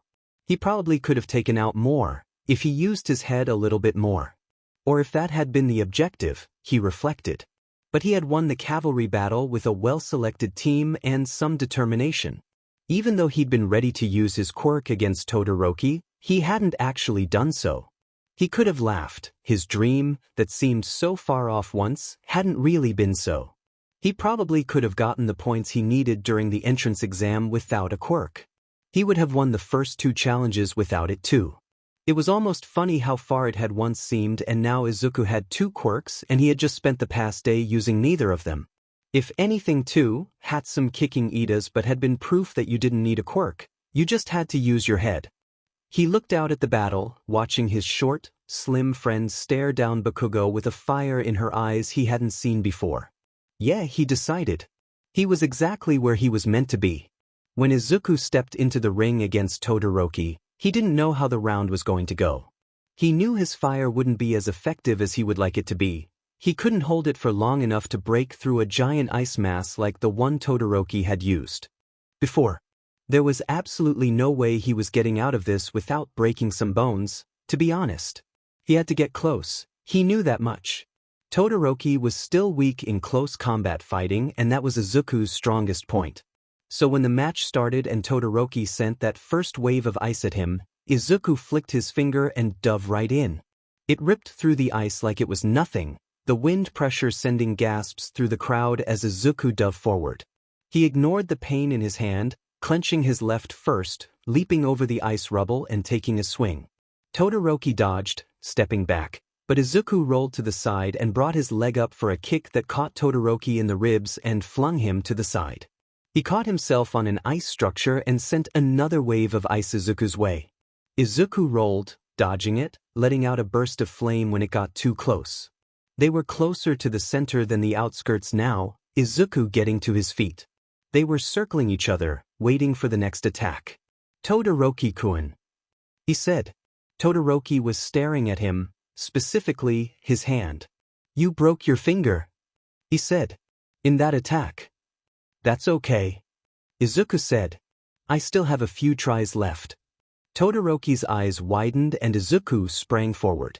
He leapt over one layer of ice and Todoroki ducked down, dropping into a crouch as he sent a pillar of ice overhead. Izuku opened his mouth and let out the hottest burst of flame he could, destroying the pillar in an instant. The flames leaped towards Todoroki, who covered himself in a layer of ice to defend from them, before he ducked away. A spike nearly caught Izuku in the side as it jutted out, but he dropped down and dove out of the way. By the time he looked up, there was another, bigger wave of ice coming at him. Far too big for Izuku to leap over. He took a deep breath and flicked his next finger. Crack! It blew out apart, the wind pressure forcing Izuku back a few feet, skidding against the now icy ground. He took a deep breath and straightened, knees bent in case he needed to dodge again. He could see Todoroki, bent over as well, before he straightened up. His eyes looked wilder than they had before. More present. I can do this all day, Todoroki-kun, he said, letting out a small breath of fire on his exhale. And you're starting to look a little cold. It was true, while on this side of the arena, Izuku had blown apart all of Todoroki's attacks, scattering the ice. All the rubble had ended up on Todoroki's side. He had frozen some of it in place to prevent it from blowing back on him and had even guarded against being flung over the boundary with walls of ice behind him. It was getting cold too. The air itself was chilled from Todoroki's quirk. Still, it was much colder on Todoroki's side than his, and Izuku had the fire in his chest to keep him warm. The split-haired boy looked like he was freezing, beginning to shiver, patches of snow sticking to him. I'm fine. Todoroki. You should worry about yourself, he said, his eyes flicking to the stands. Izuku knew exactly who he was looking for. Hey, I'm your opponent, he said. They were about 15 feet apart, he decided. What dash? Izuku breathed a cone of flames that was once again more about area and distance than it was heat. They filled the field in front of him, shooting towards Todoroki. He saw the boy's eyes widen and he shot more ice forward, chilling the air as best he could before they got to him. Those breathing exercises were really paying off, Izuku decided. If you used your quirk, you wouldn't be cold. Todoroki's eyes hardened. Don't talk to me about my father's quirk. A wall of ice, bigger than before, shot towards Izuku, who tried to leap back. But it was spreading from Todoroki faster than he could manage, and it was looking like it was going to shape up to be almost as big as the one that encased Zero, with the way the air temperature dropped. So Izuku broke another finger, unable to curl his hand into a fist. Instead, he hooked it in his mouth to flick it. It shattered, letting out a terribly loud noise that drowned out the screaming crowd as shards of ice started to fly. People cowered in their seats and the beginnings of the large structure came down around them, Izuku tipping his head back and letting out the longest jet of flame he could manage to protect himself from falling debris. He was a little short of breath, but he didn't want to get taken out by a chunk of ice. When he tipped his head forward, he could see Todoroki staring at him with disbelief, trembling visibly now. He heard Present Mic comment on it over the speaker, and Izuku really realized how much Todoroki had limited himself by not using his left side at all. He could probably send massive ice structures to crush Izuku indefinitely if he would just regulate his temperature with his fire. "What are you doing this for?" "Fear," Izuku asked. He understood that one clearly. Everyone else is giving their all. And you're barely using half. It's insulting. Izuku shook his head. "You're making me feel like Kakin." Todoroki stiffened.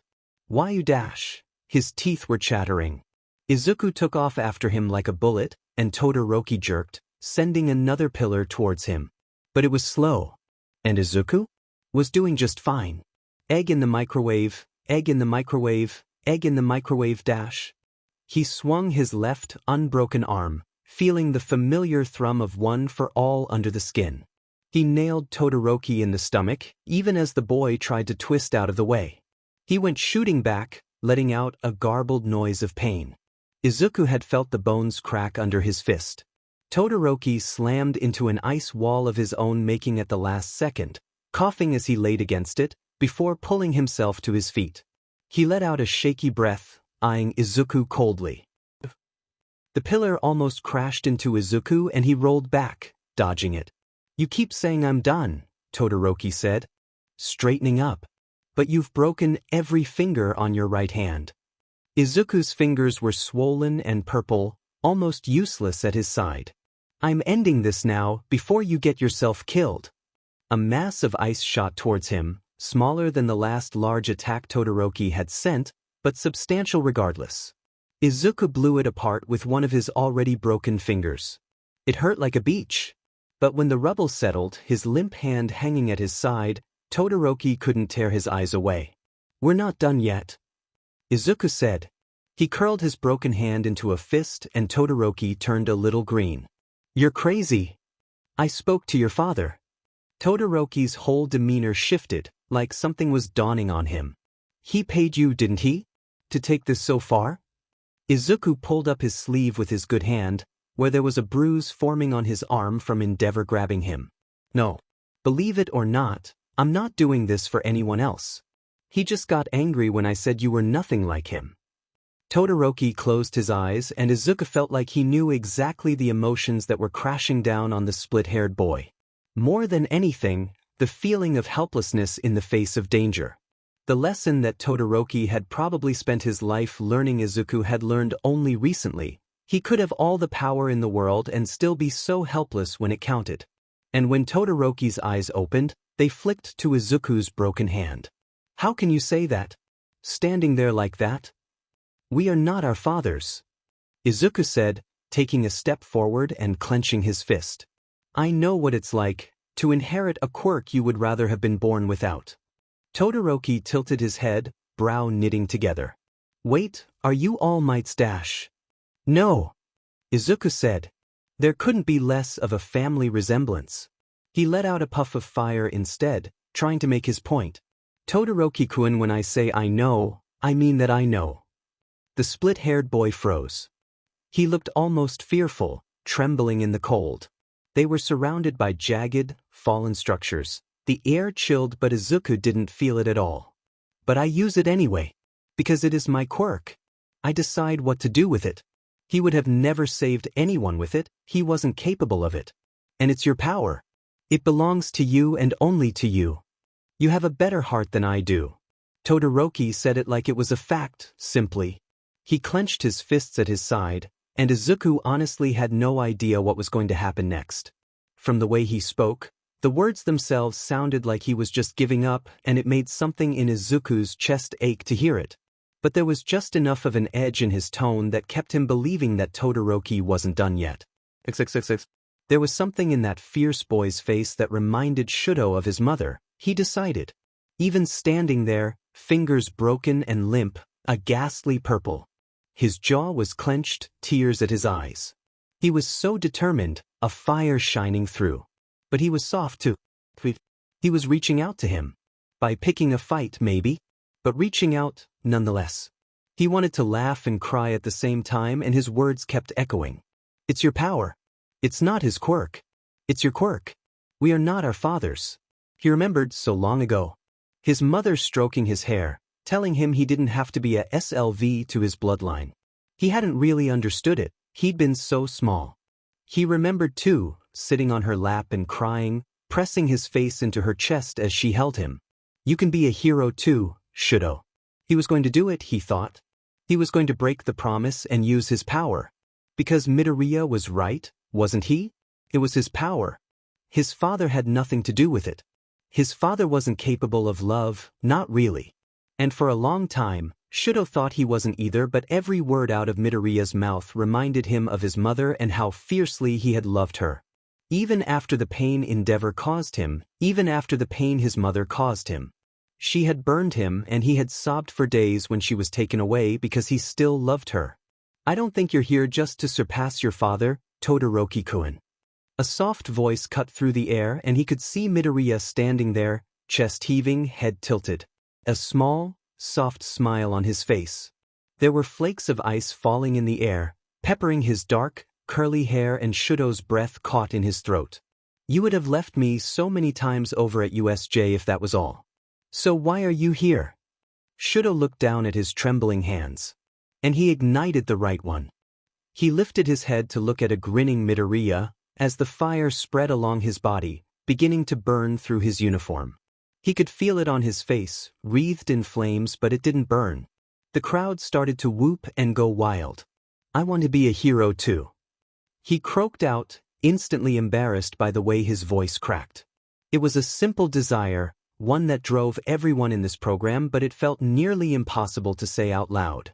Like he would be punished for wanting something for himself. But he clenched his fist and took a deep breath and repeated himself, with a slight alteration. I will be a hero. Let's go, Todoroki-kun. Midoriya. He shook his head. Sometimes you take things too far. If only someone had warned me of that before. The green-haired boy said wryly, smiling. You might have one, you know. Shudo said. Midoriya shifted back, raising his left, unbroken arm in a fist, ready to fight, a grin across his face. I don't know, Todoroki-kun. You haven't put a single scratch on me. He could hear a voice, similar to his father, shouting in the background. It sounded almost like praise, but he ignored it. He didn't want to hear a single thing from him, didn't care to hear it. Him right? Midoriya whispered, and Shudo almost broke his composure, hearing the innocent boy in front of him curse. He laughed. And then they collided. They ignored the screams of Midnight and Cementos, blasted straight through the concrete walls. Cementos raised at the last second to try and spare them some pain. The cooled air heated up, the dramatic change in pressure creating a force of unimaginable proportions, Shudo putting his all into it as Midoriya did the same. That incredible pressure, that power that had resided in just a flick of his fingers coming from his entire arm. Those concrete walls never stood a chance. And when the dust settled, Shudo was on his hands and knees, choking on the blood coming from his broken nose. It hurt like a beach, blood smeared across his face and in his hair. He must have gotten hit with something sharp, because his head was bleeding a little too. His ribs were cracked and broken, chest on fire. He hadn't felt it so much because of the cold, but now that the air temperature had warmed up he could really feel how hard Midoriya had hit. He looked down to see his hand, a few fingers looking crooked through the cement dust. He tried to shake it off, but when he moved them it hurt. He didn't even know what he hit them against, not really. He slowly got to his feet, breathing ragged. Once he got over the blood smeared across his face he could focus a little more, looking out onto the crowd, searching for Midoriya in the dust. He hoped he hadn't really hurt the freckle-faced boy. But if he hadn't given it at all, Midoriya might have beaten his butt.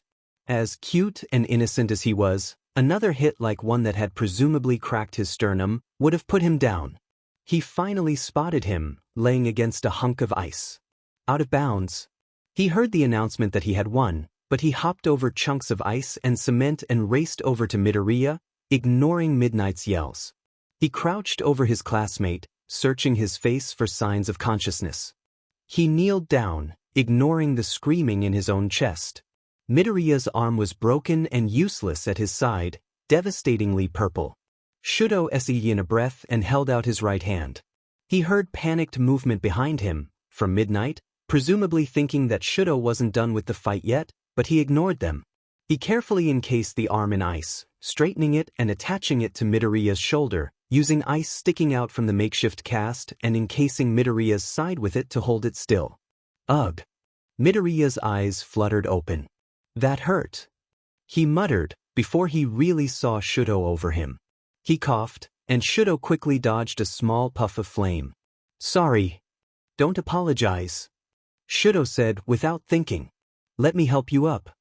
Midoriya slowly sat up, Shudo helping him stand and getting him to his feet. He was careful not to jostle Midoriya's broken arm and tried to avoid his hand as much as possible. Though, Midoriya yelped when it brushed against Shudo's side. I'm sorry, he said quickly. Hey, don't apologize. Midoriya said, almost a sing-songy reiteration of what Shudo had said. No, you didn't actually do any of this to me. But my father did this to you, he said, gently tapping his upper arm. Midoriya shrugged and turned his face to him, smiling as Shudo shifted his good arm over his shoulders, grabbing Midoriya by the side to help him out. That's because he's a bad person. But you're not like him at all. He was practically beaming at Shudo, and Shudo fought back a blush in his face. Why did you do that? He asked.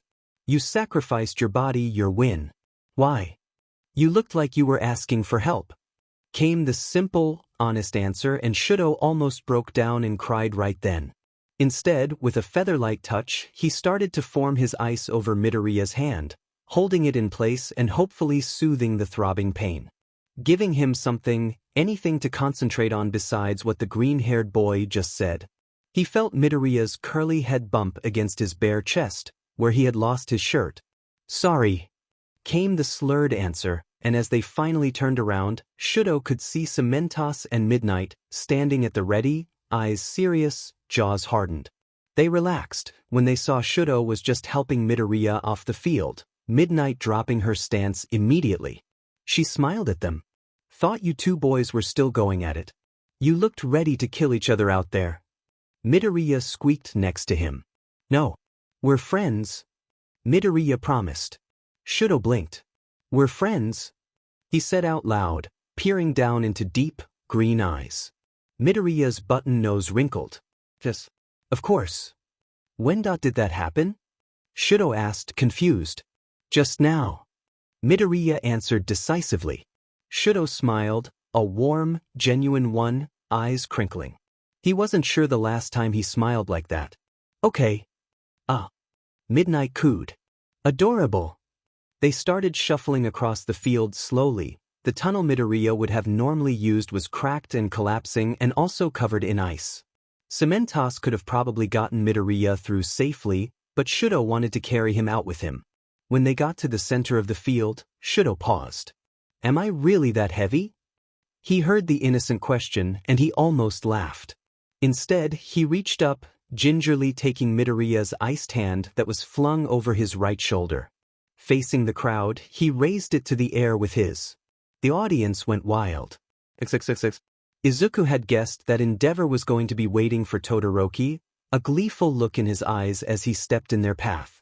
Shudo, he said, reaching a hand out towards Todoroki, and Izuku immediately felt Todoroki flinch underneath him. He forced out the largest cough he could and a jet of flame shot out, hot enough for even Endeavor to take a step back. Sorry, Izuku said, voice raspy. Todoroki-kun is being kind enough to take me to Recovery Girl. He wished he hadn't broken all his bones so he would be more intimidating. Shudo, we will talk later. Endeavor said, a big smile still across his face. I'm glad. This tantrum of yours is finally over. You've finally accepted yourself and become a perfect upgrade of me. When you graduate, maybe you'll even be ready to be my sidekick. Izuku was feeling the nausea build with every word, the sick, twisted vision Endeavor had for his son being impressed upon them. He could feel Todoroki stiffening next to him. Endeavor pivoted to look down at Izuku, his smile shrinking. I guess you didn't provide an embarrassing match for him, and he finally used dash. Don't talk to him. Todoroki's voice cut through the air, icy and cold. Izuku felt Todoroki's hand on his side tighten, holding him close. You don't deserve to. Endeavor looked startled.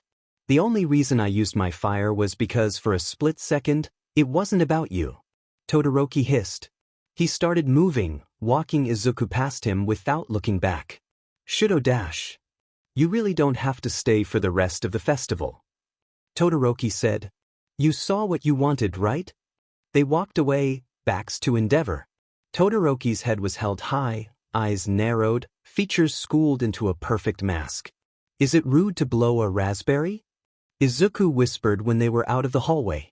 Todoroki's mask cracked, and he smiled. You're pretty. Izuku said out loud, and Todoroki's eyes widened, head turning to Izuku. Izuku couldn't believe he said that out loud. You don't look like him at all. You must take after your mother. Izuku said, trying to soften what he had just said. Pretty. Todoroki repeated. I'm covered in blood. My nose will probably be crooked. It'll just make you rugged. Izuku insisted, and he watched that mask crack further, the smile growing wider. You're kinda weird, Midoriya. Sorry. He offered. No, I don't mind. Todoroki said. It's not nice. You're nice. To me. We're friends. Izuku said firmly. Do you really mean that? There was a tinge of fear in Todoroki's voice, like he was afraid Izuku was going to say no. I do. Izuku promised. I really do. They got Izuku up to Recovery Girl, Todoroki himself needing to take a seat on one of the beds. And oh, Recovery Girl was furious. She spent a good amount of time reaming into Izuku for shattering his bones again, Izuku wincing, but taking it. He cringed a little when she said he needed surgery in his hand, but he supposed this is what he got. It will be crooked for the rest of your life. She berated him. At least one of you had the good sense to splint it. Izuku glanced over at Todoroki, whose head was hung as well. Midoriya. He said. I am so sorry. It's not your fault, Todoroki-kun. Izuku said quickly. I could have tapped out way sooner. I did this to myself. Recovery Girl whacked him on the head with her clipboard. Oh no. I saw the match. What on earth made the two of you think that level of destruction was appropriate for a school sports festival? She pointed at Todoroki. Lay back. She ordered. Your ribs and sternum are cracked. She stared at Izuku as she said it. I'm really sorry. He said. I didn't realize I hit him that hard. Midoriya Izu, I am more familiar with your quirk than you are, so when I say this, I mean it. She breathed in. Learn to control it better. I should share the blame. I did not anticipate going from cooled to superheated air in a short time span. Todoroki said from his position on the bed, his words sounding like his mouth was filled with blood. If he hadn't hit back as hard as he did, I might have killed him. You two don't know how to stop digging, do you? Recovery Girl asked, hands on her hips. Say whatever you want now, because as soon as you're done, Todoroki will be asleep and you are going in for surgery. She pointed at Izuku, turning to get her materials together. Todoroki reached up and pulled the curtain away, rolling onto his side to look at Izuku. He looked intensely guilty. Don't say it. Izuku said quickly. You didn't do anything I didn't provoke. Besides, this was all me. Todoroki winced. Fine. He said. I won't. He took a deep breath. I'm rooting for you, you know. Izuku told him. Todoroki blinked back. Even if it's Kaken. Why? Because you have a good heart. XXXX. Chio let Toshinori in without a word, just an angry look. He didn't really have a response anymore. Midoriya had woken up and was sitting up in bed groggily, looking at his hand.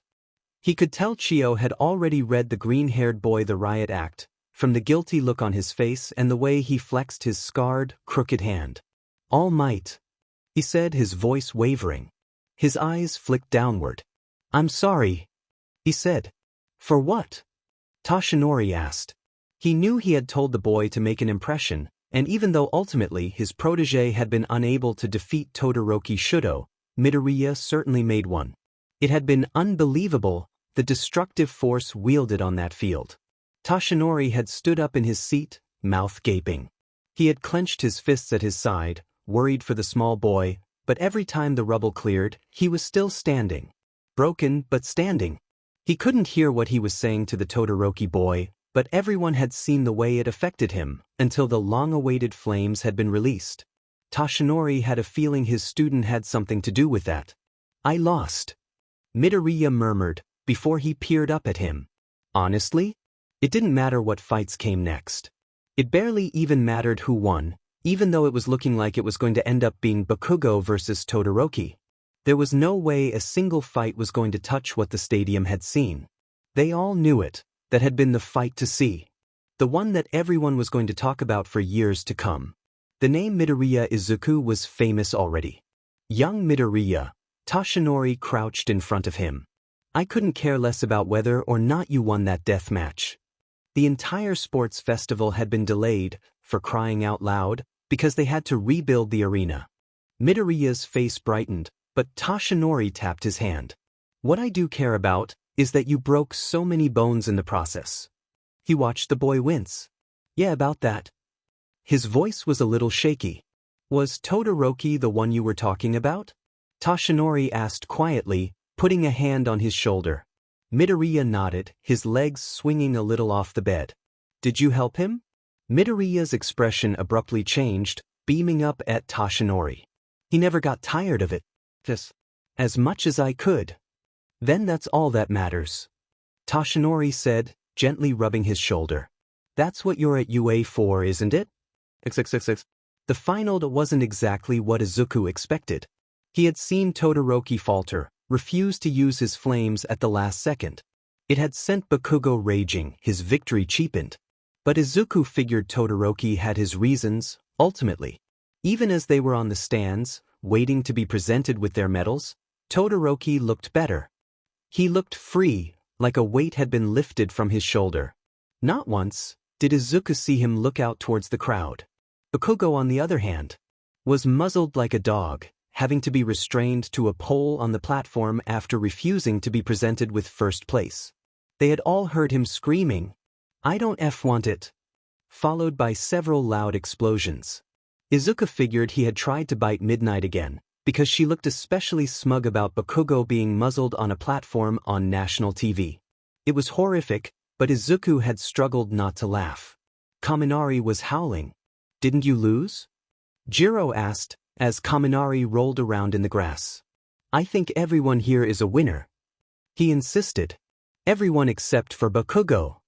Bakugo seemed to agree, because he screamed and writhed in his bonds, even as All Might approached, shining his megawatt smile, holding medals in his hands to present to his students. The rattling of the chains was especially disturbing. "Deku," he heard Uraraka whisper. "Were you really childhood friends with him?" "Yeah," Izuku admitted. "I know it seems hard to believe." She shivered, pressing a hand to her forehead, before she accepted the reality. "He couldn't have always been like this, huh?" A dash. "Deku." She was almost reprimanding him. "Really, Midoriya?" Tsu asked. "He was pretty much always like this," Izuku admitted sheepishly, as they watched All Might present them each with their medals, having to unmuzzle Bakugo for his. He fought and screamed as soon as it was released. Izuku watched his mentor ultimately place it in Bakugo's mouth, before patting him on the head and leaving a seething boy on the first-place stand. He laughed. A few photos were taken, and then the classes were released, to go congratulate their classmates. Obviously, camera crews stuck around, waiting to get shots of the competitors celebrating. Present Mike kept on emceeing, but Izuku thought that was actually because he wasn't capable of stopping. Izuku went to Todoroki's stand first, crowding, with the other students around it who were waving up at him and congratulating. "Todoroki-kun," he said, waving with his good arm. As soon as Todoroki spotted him, he felt himself move up into the air, and he pinwheeled his arm in surprise, looking down at the pillar of ice that had risen beneath him. Todoroki held out a hand as he took a large step onto the platform, Izuku grinning up at him. Todoroki smiled back, before his face changed. "I'm sorry I didn't dash." Izuku wordlessly pulled him in for a hug, leaning up on his tiptoes. "I'm proud of you." Izuku breathed out. Bakugo roared on the platform next to them. Izuku smiled to himself, and then squeezed Todoroki tight. "You did it. You should be happy. You should be celebrating." Izuku insisted, and then he slipped his hand lower, bending his knees, and he lifted. "Midoriya!" The high-pitched shriek that came out of Todoroki made Izuku laugh, as he lifted Todoroki off the ground. He felt icy cold hands suddenly grip his shoulder as Todoroki almost bent over him, flustered that his feet were leaving the ground. Izuku knew he was pretty small, but really, Todoroki was practically nothing compared to the refrigerators he had dragged. He could probably toss him if he wanted. Izuku heard a wolf whistle and cheers from his classmates. Flying the Canadian flag. He heard someone, probably Kirishima, shout. He figured it would be too much to spin Todoroki around, so he set him down, Todoroki stumbling back. His face was red, hair mussed. His nose was a little crooked now, Izuku realized. But he was still pretty. Izuku laughed. "Also, I promise not to do that again." Izuku said. "The fight to the death, not the lifting you. I'm definitely going to lift you again." He promised. Todoroki tried to brush his hair out of his face, letting out a huffy breath, before his face cracked into a real smile, no matter how hard he held it back. His nose crinkled as he smiled, a small, real laugh coming out of him. "You're too nice to me," he said. Izuku smiled back. "I'm going to go track down Shinso and make friends," he said. "You should be happy. And celebrating. Let them carry you on their shoulders or something. There's no way they're getting near Kaken without losing a hand." Todoroki rubbed the back of his neck. "I don't know about that," he said wryly. Izuku turned, seeing Tokoyami on the other platform, and he waved. "Tokoyami!" he shouted. "Congratulations."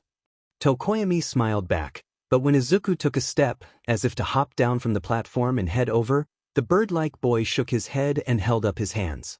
"Midoriya, you are an excellent teammate and amazing friend, but please not again." Izuku laughed. Kissing Tokoyami on the beak had totally been worth it. "Wait, that reminds me," he said. "Of what?" He heard Todoroki ask, and he spun around, making eye contact with Todoroki, who had turned to see Tokoyami as well. Izuku leaned up on his tiptoes and kissed him lightly on the right. Todoroki's left side went up in flames instantly. The whoosh of heat was sudden and blisteringly hot, and the crowd went wild for it. Present Mike could barely speak. Even Tokoyami let out a screech. "You fucking nerds dash." Tsu had climbed up onto the first-place platform at some point, and was in the process of remuzzling Bakugo as his chains rattled and he tried to jerk his head away like a misbehaved dog. "I'm gonna die. Midoriya, I'm gonna die. Oh god, I can't fing breathe." He heard Kaminari in the crowd, screaming with laughter. The entire class was rolling as Izuku tried to help his friend pat down the flames, unaffected by the heat. Todoroki looked like he was going to pass out. He had a death grip on Izuku's shoulder, and Izuku smothered his laughter as he patted out the last of the flames on Todoroki's side. He had changed into another gym uniform for the final ceremony only to ruin it again. "Oh, I'm so sorry, Todoroki-kun. I didn't mean to do that to you on national TV dash." He cut himself off, wincing. He had just wanted to do something nice. He didn't mean for Todoroki to catch fire. Todoroki groaned audibly. He waved a hand. "Go find Shinso," he said. Izuku looked back hesitantly. "I'm okay, Midoriya." "Really?" His face was still bright red, but he created a set of steps for Midoriya to hustle down, the crowd parting as he did. He was going to smack Kirishima later for the lewd whistles that followed him. He quickly spotted the wild lavender hair through the crowd as they parted around him, and Shinso spotted him coming first, backing up slowly, eyes wide. He held up his hands. "I don't need a dash." Izuku broke out into a sprint. Shinso legged it away, kicking up grass behind him, but Izuku was faster, even with his injuries. He tackled him into the grass, the general studies student groaning as they hit the ground. "That's the power of friendship right there, folks." "Ow." Izuku hugged him with one arm, tightly. "Didn't you break all your bones?" "Not all of them," Izuku said, leaning up and letting Shinso prop himself up on his elbows in the grass. The lavender-haired boy tilted his head at him, raising an eyebrow in disbelief as Izuku stuck out his phone. "What?" "Put your number in," he insisted. "Why?" "Because we're going to be friends," Izuku insisted. "And I'm going to help you train to transfer into my class." Shinso stared at him. "You?" he asked incredulously. "Shinso, I could throw you over my head like a roll of paper towels without my quirk." Shinso quickly typed his number into Izuku's phone. "Why are you like this?" he asked, pulling himself up to a sitting position. "You're crazy." Izuku smiled at him. "I think you're pretty cool.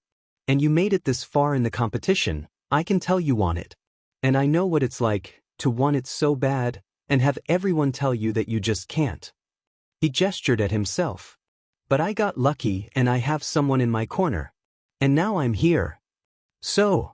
Shinso crossed his arms over his chest, eyebrows still raised. He seemed like he was trying to get a read on Izuku. "Who would I be if I forgot about all the people who got me here?" Izuku said. "And if I didn't try and do the same for someone else who deserves it?" Shinso rubbed his face. "You know, I actually think you're genuine." Izuku beamed at him and leaned in for another hug. Shinso planted a hand against his chest. "Do not kiss me." When Izuku looked back, he could see Todoroki on Kirishima's shoulders, looking terrified, having been forcibly removed from the platform.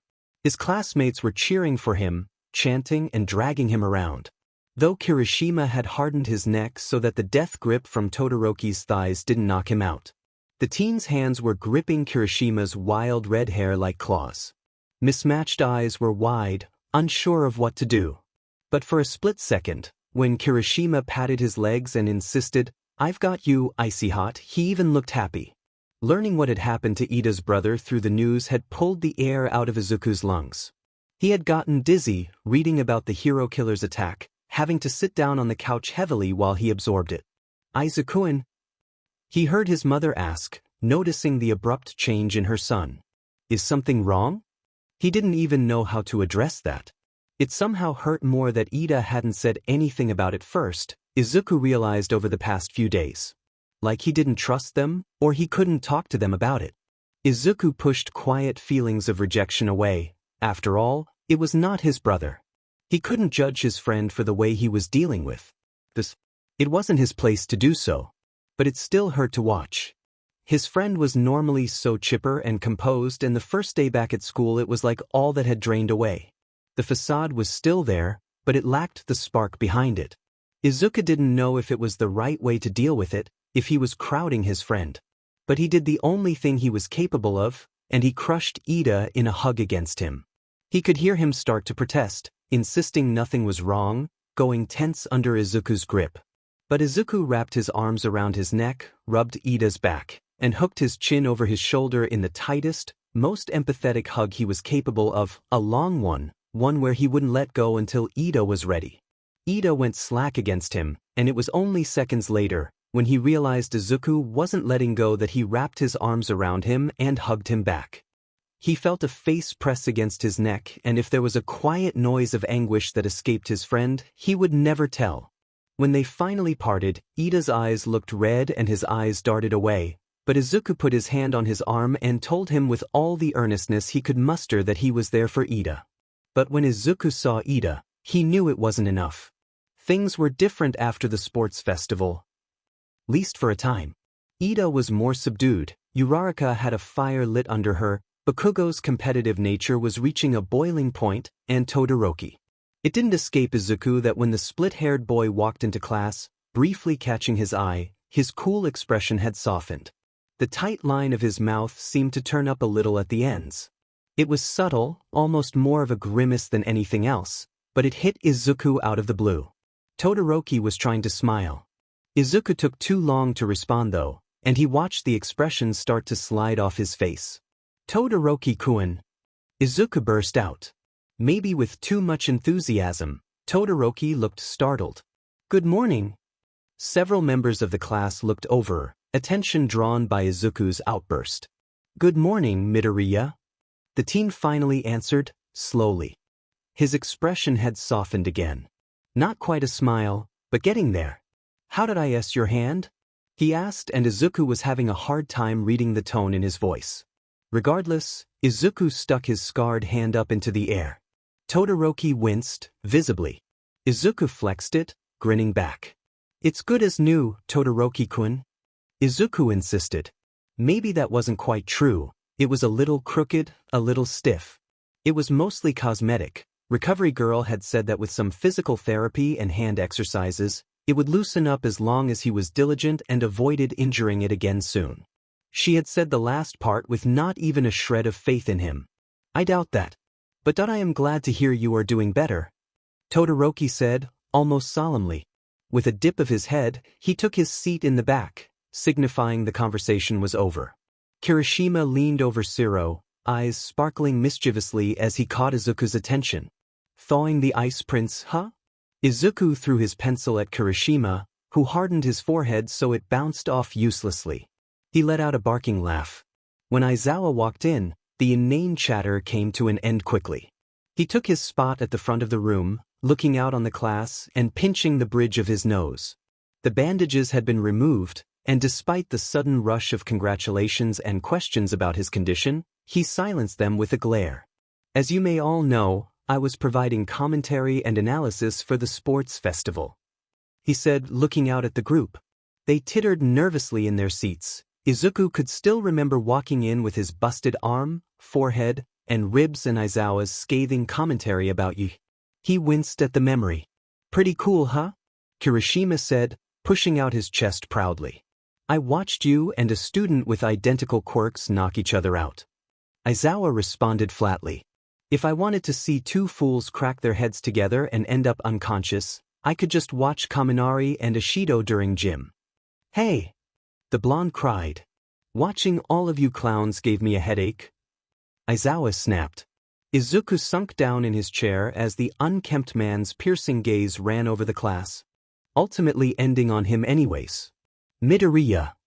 Yes, sensei? Izuku choked out.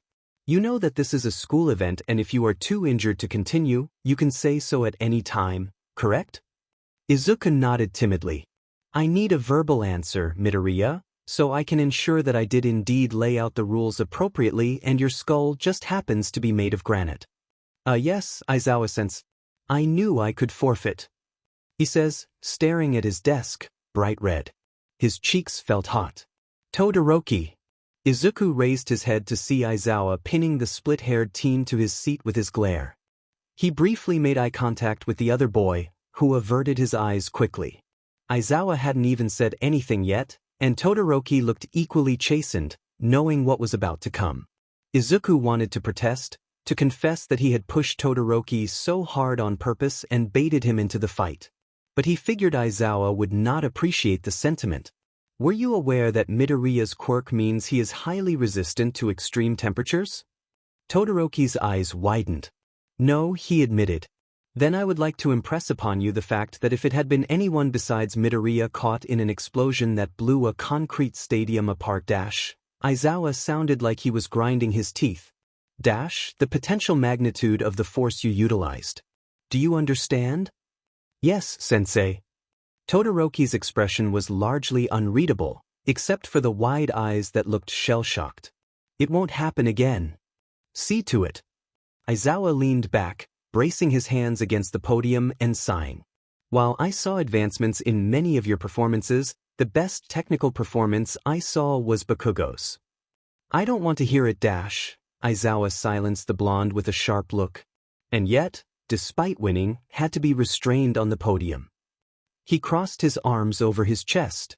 While there are individual victories that should be celebrated, I don't want any of you to think that there aren't necessary improvements to be made. He said, all of these will be addressed, but as for the rest of today, we have a different task ahead of us. Training. Studying. Pop quiz. Came the nervous suggestions. Hero names. Aizawa said. XXXX. Shudo wanted to sink down and die. He knew that Aizawa was going to call them out. His match with Midoriya had been so rife with violence and injury that their teacher had to. The magnitude of the power shown in the stadium that day necessitated addressing, even shaming. He hadn't realized that Midoriya was resistant to high temperatures, and he had felt almost nauseous at the thought of what could have happened to anyone else. He glanced over at the green-haired boy who was writing on the board and erasing it periodically, obviously deep in thought over his choice of hero name. He couldn't stomach the thought of the short, sunny boy being burnt and broken. Even seeing him laying limply against the ice had sent a spike of fear through Shudo's heart, far too reminiscent of Midoriya's condition at USJ.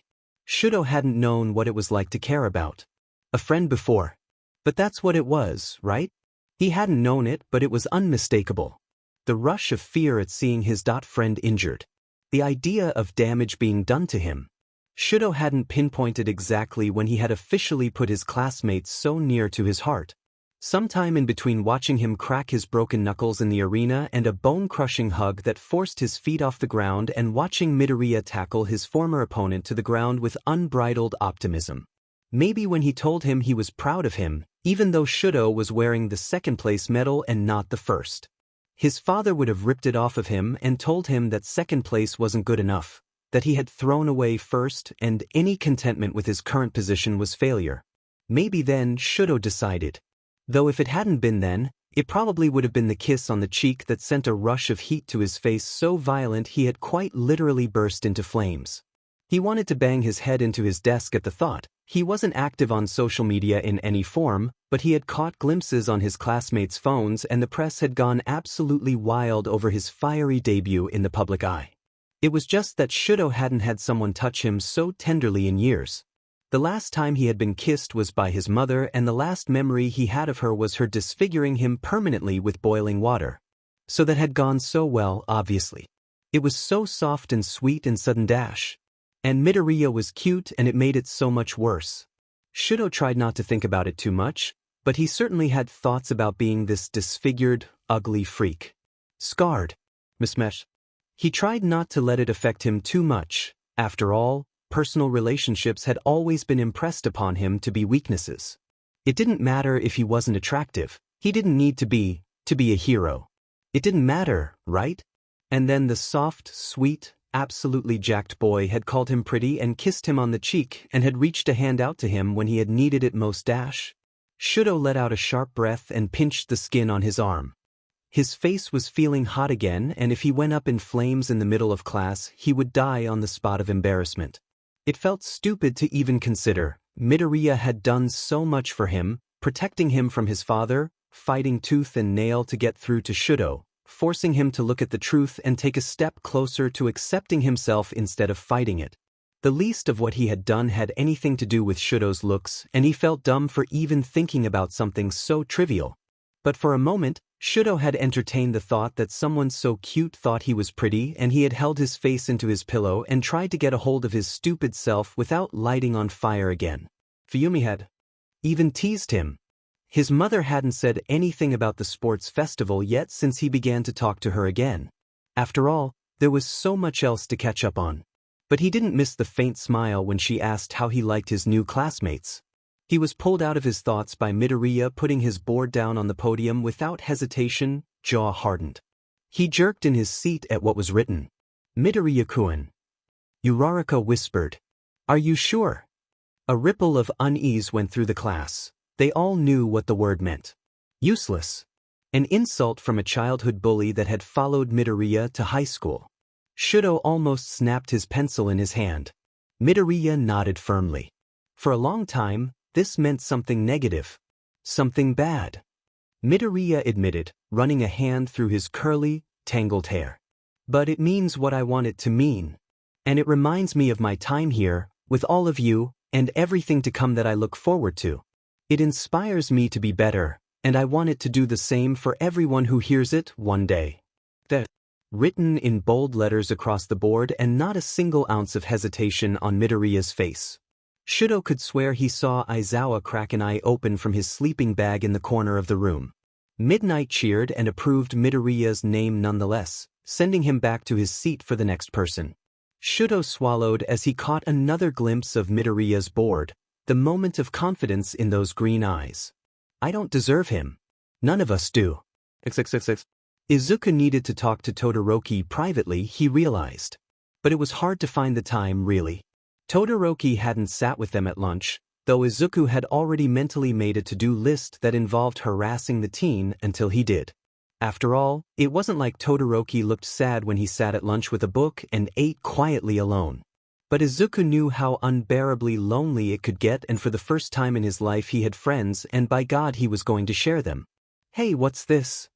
Kaminari said, bending down near the wall in the locker room. They were all in various states of undress as they changed, Kaminari still shirtless. The blonde could get distracted easily though, and the moment he spied whatever he was currently examining, he had dropped his shirt on the bench and walked over. Izuku stepped out, frowning. Most of the boys were trying to figure out what exactly Kaminari was looking at. What is it? Zero asked. It looks like a hole? But like it's been purposely drilled. Kaminari squinted against it. And then he jerked away, letting out a shriek of shock and discharging some static that traveled along the lockers and had Kirishima swearing as he jumped away from the metal. Kaminari-kun? Izuku tilted his head as he walked forward. Are you okay? Kaminari was on the ground, his face bright red, stammering. Nothing. He responded. I don't think that was his question, bro. Zero said, snorting. If you aren't gonna tell us, I'm gonna take a look. You can't. Kaminari shrieked. He covered his face with his hands. I know I should be enjoying this, but I feel so guilty, even though it was an accident. Bro, your muttering could rival Midoriya's. Kirishima said. I doubt that. Bakugo snapped from the back. Spit it out, electric weasel. We're all waiting with bated breath for your goddamn brilliant reveal. Izuku had a deep, dark confession that he would never ever say out loud to anyone. Sometimes that the mean things Bakugo said were funny and Izuku had to fight the urge to laugh. Sometimes he thought about Bakugo calling Shigaraki a freaky one-armed bastard with fat FNG fingers and he couldn't control his wheezing. He felt so bad about it, because after all, no one really deserved Bakugo's ire and the comments directed at their classmates were unkind and Izuku would never condone that. Most of the time, it didn't get to him. But once in a blue moon, when it hit just right, Izuku had to excuse himself or he would choke on his own spit. Spark plug. We don't have all day. Bakugo barked. It's the girls' locker room. Kaminari said with horror. Oh. Izuku squeaked out. Ida started to sputter uncontrollably, hands making wild chopping motions. Mineta probably drilled a hole in the wall before he left. A pervy calling card, if you will. Zero suggested. A gift for the generations. He joked. But we should probably cover it. Jiro is going to kill me. Kaminari. Izuku couldn't help his disapproving tone. It was an accident, he wailed. I didn't know what I was looking at. Zero held out his arm and shot off a piece of tape towards the hole in the wall, covering it. Kirishima walked over and flattened it, smoothing it out for good measure. He glanced at Kaminari, who was bright red and wailing on the ground. I won't tell if you don't tell? Kirishima offered. It was an accident after all. Right? Ida demanded, looking at Kaminari pointedly. Though, with the way he was crying, Izuku didn't think for a second that Kaminari had meant any harm. It was, he cried. I feel so guilty. You know, you acted like such a perv when Mineta was around, but have you ever seen a girl naked? Zero asked quizzically, clearly already knowing the answer to his question. Guys, stop. Zero laughed. He offered a hand out to Kaminari, helping him up from the ground. Like any of you have seen a girl naked? Most of the boys shrugged nonchalantly, admitting so. Ojiro looked briefly guilty, and Kirishima zeroed in on him instantly. Ojiro! I see that flush. Ojiro averted his eyes. I just spend all my time at the dojo and some of the girls there that don't really care about closing doors when they change. Ojiro admitted with a shrug. It's just kind of weird. They're like my sisters. Shoji nodded behind him. My family is pretty body positive, he said, lifting several of his arms with a nonchalant tone. I walked in on my sister and her friends, showing each other their mutation-type quirks, once. The worst part was when they started drilling me on mine. Izuku flushed next to him, letting out a small squeak. Shoji turned immediately. Oh, not like that, Midoriya. I mean, they wanted to know what other body parts one could make multiples of. It was uncomfortable. Oh God. Izuku slapped a hand over his mouth, understanding immediately what the taller boy was saying. Don't know why FNG Deku is acting all sweet and innocent. Everyone's heads snapped towards him immediately. Kaken! Izuku squeaked. In the 6th grade, these FING idiot girls wanted to tease him and they grabbed him and pulled him into the bathroom with them and started getting changed to see what he would do. Bakugo said, ignoring Izuku. Izuku wanted to lay down and die. He could feel everyone's eyes boring into him. Idiot was too dumb to understand and he ran out with a red face and fell down the stairs and busted his nose. Izuku covered his face with his hands. A body slammed into him from the side, hard enough to almost knock him over, and Kirishima rubbed his knuckles into his head, howling with laughter. Ah, Midoriya. You're too good. It was inappropriate. He yelled between his fingers, wincing under the strength of Kirishima's noogie. He remembered the incident vividly. He knew after the fact that they were making fun of him. It was a group of older girls and he had been so shy and quiet for his age. They were generally friendly to him, in the way one might play around with a small animal. He was a novelty, quirkless and shy and rambling, and absolutely nothing about him was threatening. It was cruel, and he knew later that it was. But in the moment he had just been so flustered that he ran out of the bathroom while they laughed. Midoriya-kun was acting in an appropriate manner, and I am glad to hear so, Ida said, chopping vigorously. I would expect nothing less from his upstanding moral character. Can we please change the subject? Izuku begged. A ripple of laughter ran through the room as they finished getting changed, boys starting to head upstairs. When there were only a few people left, Todoroki being one of them, Izuku decided to try and talk to him. He sat down on a bench near the split-haired boy, tying his shoe. Hey, Todoroki-kun, he said, as Todoroki adjusted the sleeve of his gym uniform that had rolled up awkwardly. His classmate glanced over at him. Yes. Can we talk for a minute? Izuku asked quietly, tracking the last person, Kaminari, out of the corner of his eye. He was heading up the stairs, oblivious to their conversation. I suppose so, Todoroki said, shutting his locker and turning to Izuku expectantly. There wasn't really an easy way to approach this topic, but Izuku understood more than most that it needed to be done. I wanted to talk to you about your dad. A mask immediately fell over Todoroki's face. I don't think there is anything else to say. Just coldly. Todoroki-kun, I know you probably don't want to hear this, but I'm worried. About you. That you're not safe at home. Izuku confessed. And I know how hard it is to ask for help, especially when you still have family that he can hurt, even if it's not you. Todoroki jerked back as if he'd been burned. Izuku didn't know Todoroki's exact situation, but there was something about violent fathers with fire quirks, he supposed. But whatever he's doing, he's not going to stop. Have you been spying on me? Todoroki was uneasy. Izuku tilted his head, confused. He shook it. No. I just know my father wouldn't have stopped until he killed me or my mom. Todoroki closed his eyes. So that when you say you understand dash, Todoroki cut himself off, jerking his head away. I understand. Izuku said, seriously. Quirks can be repressed, you know. Because of trauma. Emotional. Physical. He tapped the side of his skull. Head. He had suspicions that he had brought up with his counselor. Not that it mattered what the specific event was that had caused him to repress his quirk was. It had happened. It was done. But he remembered one argument. Right around his 4th birthday. Seeing Hisashi grab his mother's arm and knowing immediately what was to come. Of balling up his little fists and pushing on his father's leg, trying to help his mom and Hisashi shoving him so hard he went careening into the counter and cutting his head open. He remembered bleeding all over the floor, dizzy and hot and confused, and his mother's sobbing, concerned face swimming into view above him. Something about that night felt pivotal to him, in a way that was hard to put his finger on. His counselor had told him that ultimately, the repression of his quirk was a psychological response. If he felt it was pivotal, even at the time, it probably was. She didn't brush him off or tell him it didn't matter, but talked to him about it seriously. What did happen? Todoroki asked quietly. To him. He was arrested. Izuku said honestly. For dash comma? Izuku shook his head. No, he killed 6 people. Izuku said, and Todoroki stilled even further, if that was possible.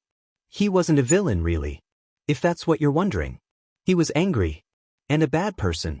But my mom never told anyone and he never would have stopped otherwise. Izuku stretched his legs out. He's the number 2 hero. Todoroki said numbly. I don't think anyone would believe me. Aizawa would. Izuku said. When all this started happening. He gestured at his throat. He knew that it had something to do with trauma and he suspected my mom. He came to me and offered me quirk counseling and therapy, through the school, completely confidential, and I think he started building a case about me. In case it was her, so he would have everything needed to take legal action. Izuku said, trying to get all the facts out before Todoroki could shoot him down. And I mean he didn't need to after all. But he kept it under wraps, even from. If you tell him something, he'll keep it a secret. He won't do anything that will get you hurt. There's nothing he can do. Todoroki said bitterly. I don't know about that. Izuku said.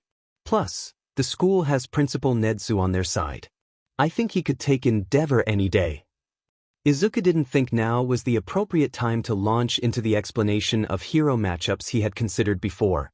Endeavor was brawny and fiery, but he had no doubt Nedzu's superior intellect would demolish the devastatingly predictable hero any day.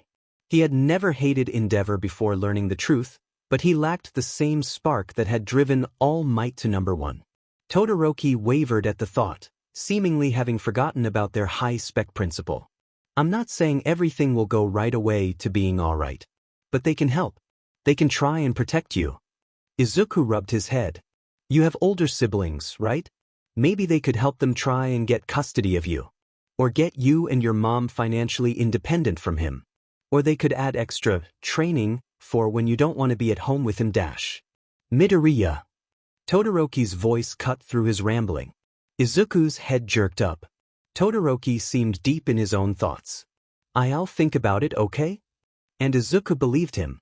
And I know you might not feel totally comfortable with me yet, and that's okay, but I also thought if you ever just wanted to talk about it, I'm not exactly a qualified therapist, but I could listen, or if you needed help with injuries, I got pretty good at first aid dash. Midoriya. Sorry. Izuku apologized for rambling, rubbing his neck sheepishly. He offered the split-haired teen a small smile. I ramble. No, don't apologize. Todoroki said. I might dash, he paused.